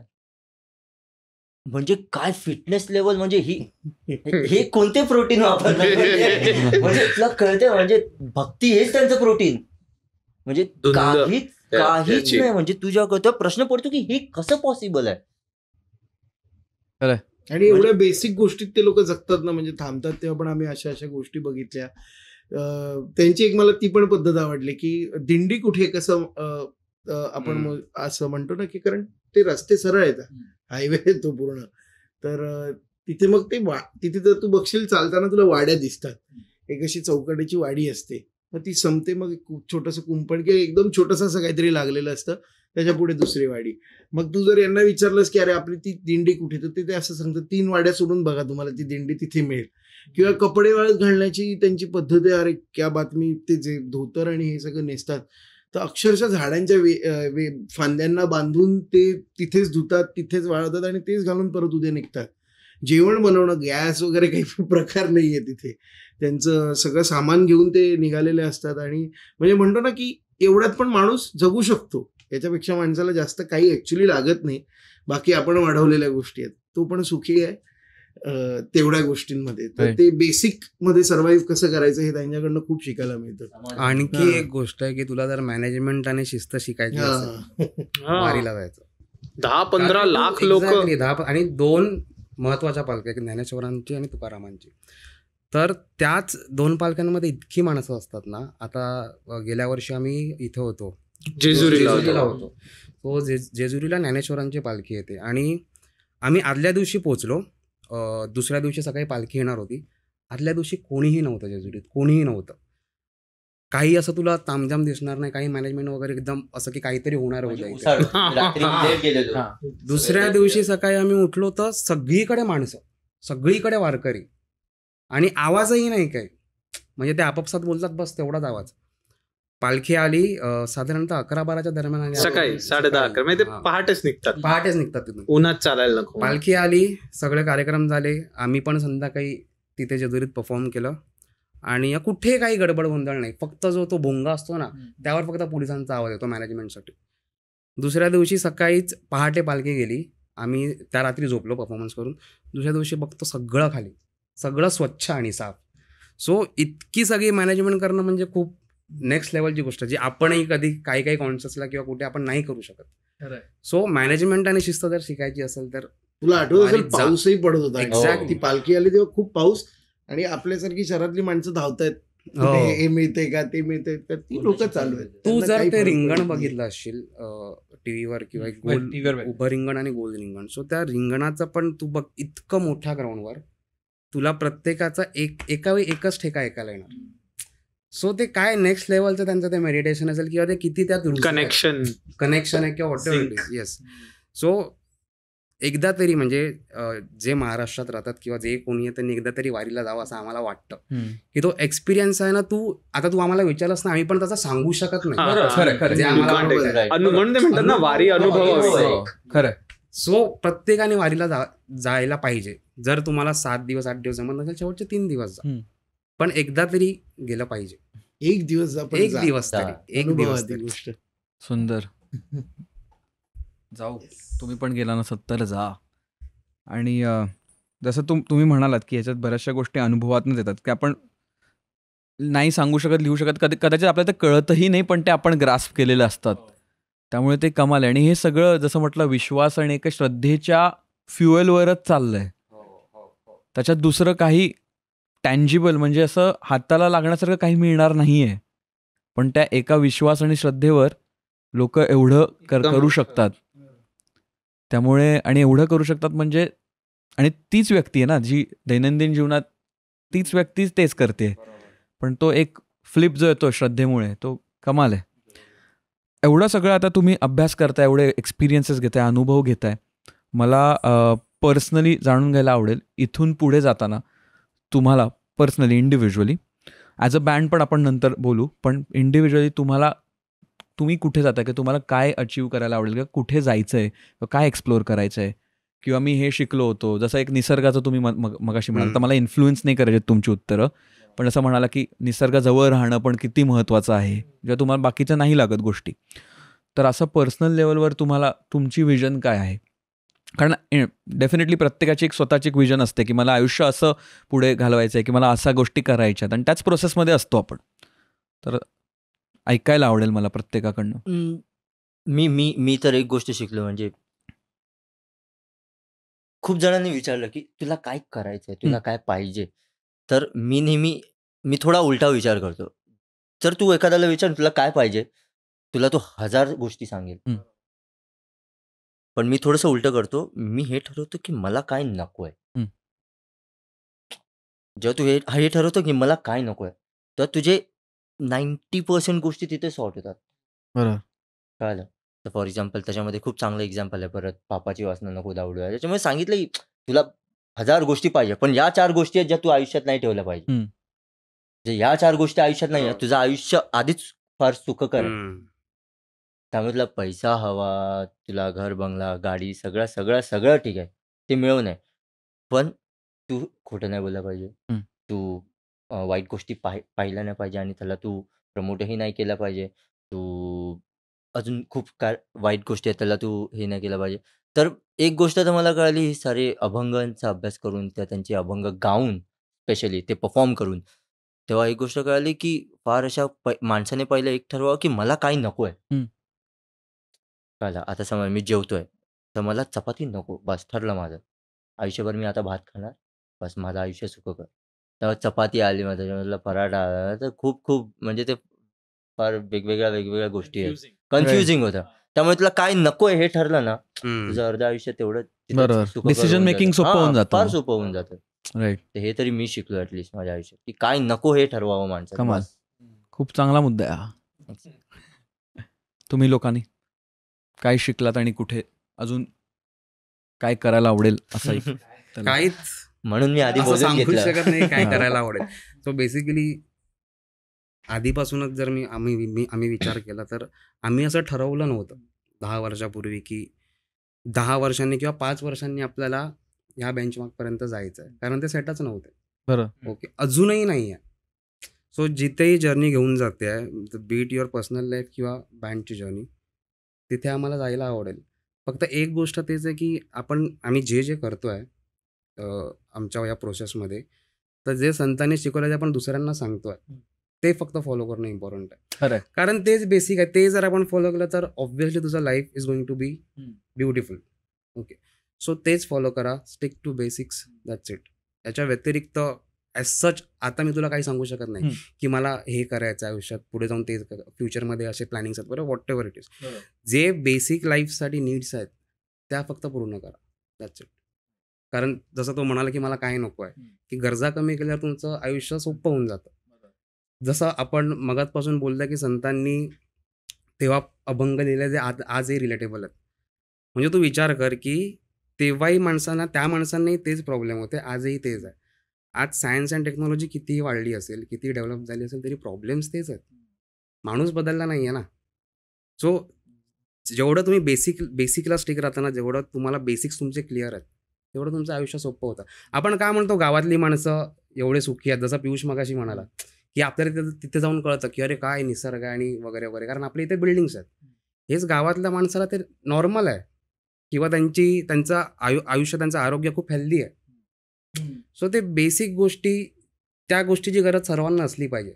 पण प्रॉब्लेम तिथे होतं की बेसिकच्या जेव्हा पुढे जातो आपण, ज्या गरजा, नीड्स किंवा वॉन्ट्स आपण बोलू शकतो त्याला, त्या जेव्हा वाढतात ना, तेव्हा थोडा प्रॉब्लेमॅटिक होतं. So stick to your basics, That's it. मला इंडिव्हिज्युअली जसं चंदाताई म्हणाल्या ना तसं जिवंत राहायला आवडेल. मला खूप इच्छा आहे की मी जितकं पण जे काही आयुष्य आहे त्या पूर्ण आयुष्यात जितका म्हणून जिवंत जगू शकेल तितका मी रोज रात्री शांत झोप लागून जगेन. जर थोडासा जरी मी निर्जीव झालो तर मला माहिती की मला झोप नाही लागणार. आणि दुसरी गोष्ट मला असं वाटतं की माझ्या आयुष्यात घडावं की मला कलाकार म्हणून घडायचं आहे. कलाकार म्हणून घडताना याचा अर्थ इतकंच नाही की फक्त मला स्टेजवरती जाऊन परफॉर्म करायचं आहे. पण मी वाचलं होतं एका ठिकाणी की art is a flow but you just have to make sure that the source is pure where the flow is coming from.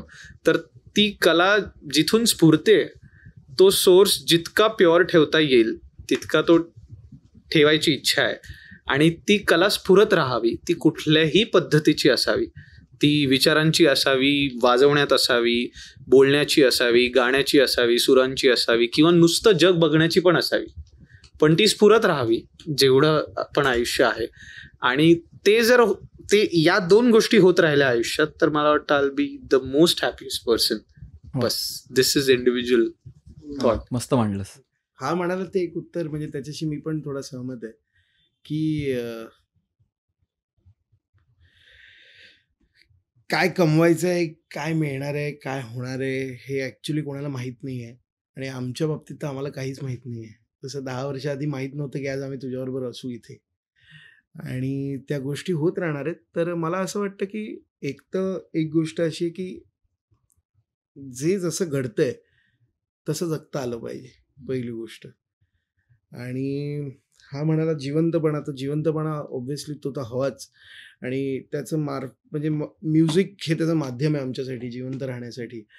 तर मला एक गोष्ट खूप दिवस अशी जाणवते की किती आम्ही आत्ता असं खूप असं फिलॉसॉफिकल किंवा असं मस्त बोललो तरी आमच्या आयुष्यात ते प्रॉब्लेम्स आहेतच, ते कुठे पळून गेलेले नाही आहेत. आणि मी तुला मगाशी म्हटलं की यांना भेटल्यावर मला बरं वाटतं. मला समोर एखाद्याला परफॉर्म करून दाखवलं की बरं वाटतं. मला ज्ञान नसतं द्यायचं, पण फक्त की हे मला येते हे मी तुमच्यासमोर मांडतोय.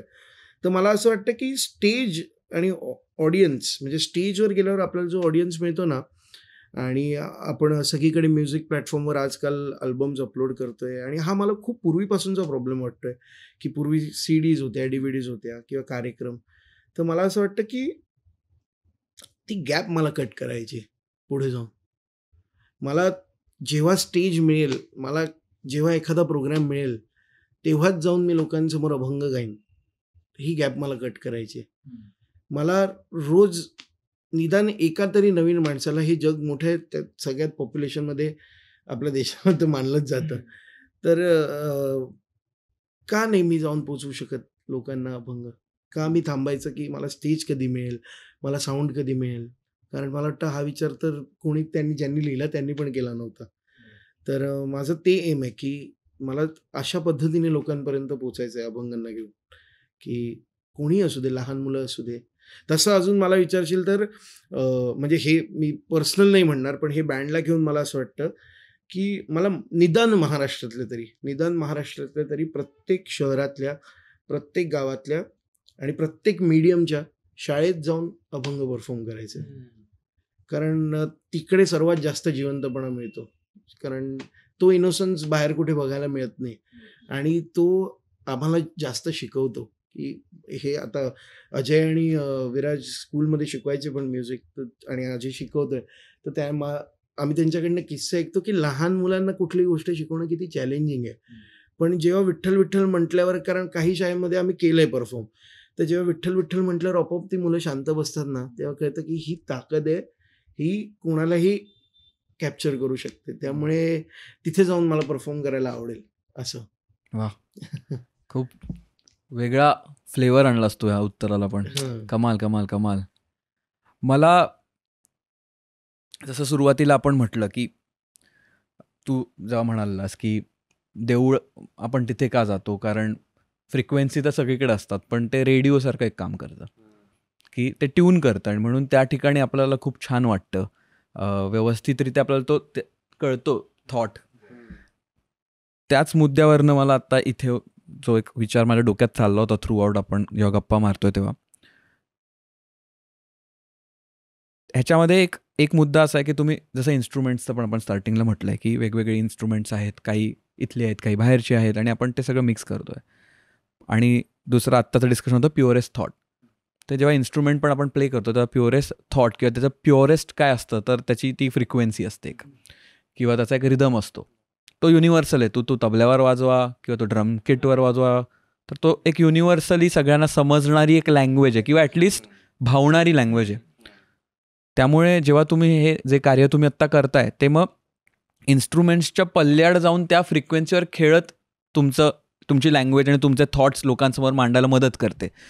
त्यामुळे तो एलिमेंटच हळूहळू खूप इतका मर्ज होतो की तो त्या पूर्ण प्युरिटीचा भाग होऊन जातो. त्यामुळे तू गिटार वाजव काय, एकतारी वाजव काय, वीणा वाजव काय, ते निघून जातं. म्हणजे त्याचं महत्व तिथे आहे इंडिव्हिज्युअली, अस्तित्व आहे त्याचं. म्हणत होतो, पण ते त्या पूर्ण एक होलिस्टिक ह्याचा भाग होऊन जातं. त्यामुळे तो एक मुद्दा मागासपासून मांडायचा. आणि दुसरा जो मुद्दा देवळाचा जो मी टॉपिक ज्यांनी चालू केलं, आय थिंक तुम्ही हे जे काम करताय, तुम्ही एवढे जे एक्सपिरियन्स करताय, प्रॅक्टिस करताय, परफॉर्म करताय, सगळी करताय, तर जसं देवळात ट्यून होऊन ती फ्रिक्वेन्सी तिथे सेट होते आणि तो FM जे काय ऐकू येतो आपल्याला, असा जो थॉट होता, त्याचप्रमाणे जेव्हा तुमच्यासमोर ऑडियन्स येतो, बरेचदा तो नवीन ऑडियन्स असतो ज्यांनी अभंग ऐकलेले नसतात किंवा अनुभवलेले नसतात, फक्त ऐकलेले असतात. त्या लोकांसाठी पण तुम्ही ती देवळासारखी, मला म्हणायचं नाही आहे कारण ते एक वेगळ्या लेवलचं होईल, पण एक त्याच्यासाठी तुम्ही स्पेस निर्माण करताय ते होण्यासाठी. आणि ह्याच्यात तुम्ही FM फ्रिक्वेन्सीचं काम नाही करतात, तुम्ही ॲम्प्लिफिकेशनचं काम करताय.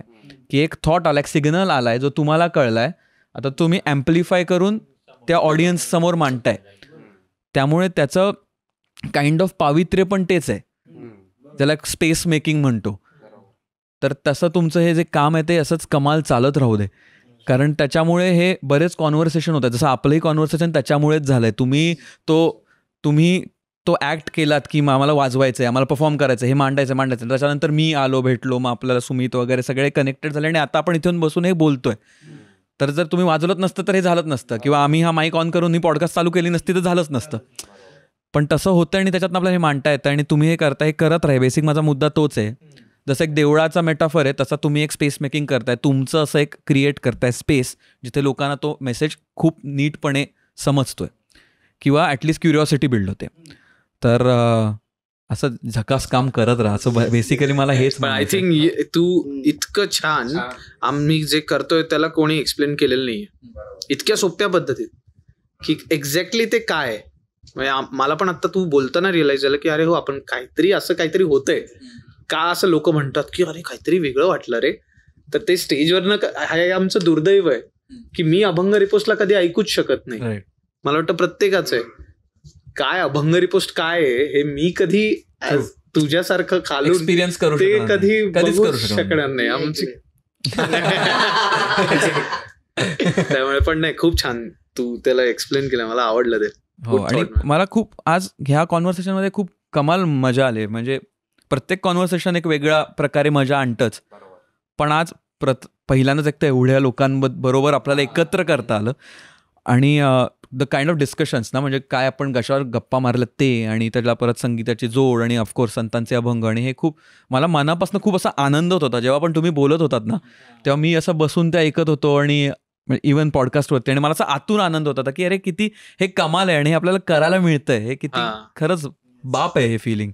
आहेच खरंच. मला पण काटा आला आता तू ते म्हणालास ना की तुम्ही स्पेस क्रिएट करताय, त्यावेळी असं जाणवलं की अरे हा काहीतरी करतो आपण. म्हणून आम्हाला थिएटर शोज करायला खूप आवडतं. पण थिएटर शोज मध्ये ते आत राहते ना पूर्ण एनर्जी, तर ती एनर्जी अशी दिसते पूर्ण समोर. खरंय, धमाल. आम्ही पण म्हणजे मी मगाशी म्हटलं तसं स्वप्नीला की ही जर्नी बोलायची होती आम्हाला पण खूप वर्ष झाले, पण ही एवढी इन डिटेल, म्हणजे आज ऍक्च्युली मी खरं सांगितलं तर प्रतीश आणि दुष्यंतला खूप मिस करतोय मगासपासून. म्हणजे मला तर वाटतंय ते आहेत, पण तरी की त्यांची मतं, कारण आम्हाला माहिती आहेत त्यांचीही काही मतं आहेत, त्यांचेही काही एक्सपिरियन्स आहेत, पण आम्ही पण प्रयत्न केलाय ते सांगण्याचा. तर त्यासाठी तुला खरं थँक्स की तू एवढा वेळ दिलास, त्यामुळे आम्ही बोलू शकलो. ऐकून घेणारं कोणीतरी लागतं. हा, कारण आजपर्यंत असं आलं की एखादा प्रश्न असेल तो आमच्या 4 किंवा 6 जणांपैकी एकाला विचारला जायचा.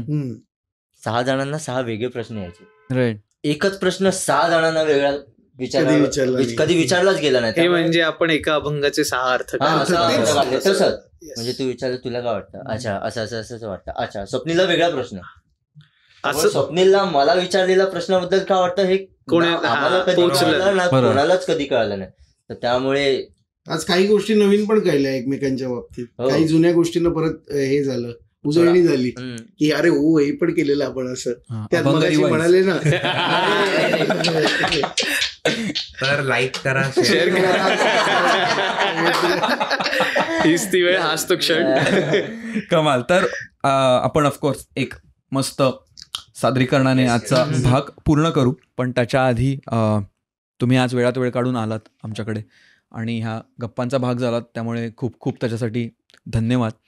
आणि फार फार मजा आली मला, असं आतून खूप मजा आलेली आहे. जसं ते मी खरंच आय कांट एक्सप्रेस, मी शब्दात ते मांडू शकत नाही ज्या इंटेन्सिटीने येते आतमध्ये. तर त्यामुळे त्याच्यासाठी खूप खूप धन्यवाद. आणि मंडळी, ह्याच्यानंतर पसायदान होईल आणि त्याच्यानंतर आपण कार्यक्रमाची असं पूर्ण करू हा आजचा भाग. पण ह्या लोकांचे कुठे पण कधी पण तुमच्याजवळ कार्यक्रम होत असतील तर आवर्जून जा, कारण परत परत गेलात तरी तेच अभंग तुम्हाला नव्याने भेटतील. हे आम्ही खूप चांगल्या प्रकारे एस्टॅब्लिश केलं आहे या कार्यक्रमात आजच्या भागात आपल्या. तर ते जा, त्यांची गाणी आणि त्यांचं कामही आता ऑनलाईनसुद्धा अवेलेबल आहे. स्पॉटिफाय वगैरे म्हणा, ॲमेझॉन वगैरे इकडे तिकडे जिकडे ऐकतो आपण, स्ट्रीमिंग प्लॅटफॉर्म झाले, यूट्यूब झालं, त्याच्यानंतर इंस्टाग्रामवर ते गोष्टी टाकत असतात, त्याला जाऊन सपोर्ट करा. आपलं नेहमी एकच मत असतं, आपलं ह्या गप्पा नेहमी टाईमलेस असतात. त्यामुळे जेव्हा पण कोणती व्यक्ती पाहत असेल तेव्हा तुमचं जे काही आलं असेल त्याला प्रेम द्यावं आणि ते अनुभवावं, हा आपला मुद्दा असतो. तर ते तुम्ही सगळं करा. एक शेवटी आपण शब्द देतो सगळ्यांना, जो लोक कॉमेंटमध्ये टाकतात, सो दॅट आपल्याला कळतं की सगळ्या लोकांनी इथपर्यंत आजचा भाग बघितलेला आहे. तर एकादशी स्पेशल आहे, तर आपण कोणता शब्द देऊया? आय थिंक आमचा दुसरा अल्बम आहे तुका म्हणे नावाचा. सो तो अल्बम तुम्ही ऐका, तर तोच शब्द असेल, तुका म्हणे. येस, मग तुका म्हणे हा शब्द तुम्ही कॉमेंटमध्ये टाका आणि डिस्क्रिप्शनमध्ये त्या अल्बमची पण लिंक आहे, तिकडे जाऊन ऐका. एवढं बोलूया आणि आजचा हा भाग पूर्ण करूया. आणि तुम्हा सगळ्यांना पुन्हा एकदा एकादशीच्या शुभेच्छा, इन जनरल आयुष्याच्या शुभेच्छा. आणि पुढच्या भागात आम्ही लवकरच भेटू. तर हे होते अभंग रिपोस्ट ऑन वायफाय. धन्यवाद. आता विश्वात्मके देवे येणे वाग्यज्ञे तोषावे, तोषोनी मज द्यावे पसाय दानवे. जे खळांची व्यंकटी सांडो, तया सत्कर्मी रती वाढो. भूता परस्परे पडो, मैत्र जीवाचे. दुरितांचे तिमिर जावो, विश्व स्वधर्म सूर्ये पाहो. जो जे वांचिल तो ते लावो, राणी जात वर्षत सकळ मंगळी. ईश्वर निष्ठांची मांदियाळी, अनवरत भूमंडळी. भेट तू या भूता, चला कल्पतरूंचे आरव. चेतना चिंतामणींचे गाव, बोलते जे अर्णव पियुषांचे. चंद्रमे जे लांछन, मार्तंड जे तापहीन. ते सर्वाहि सदा सज्जन, सोय रे होतो. किंबहुना सर्व सुखी, पूर्ण हो निती लोकी. भजिजो आदि पुरुखी, अखंडित. आणि ग्रंथोपजीविये, विशेषी लोकी. दृष्टादृष्ट विजये, होवावे जे. जेथ म्हणे श्री विश्वेश्वरा,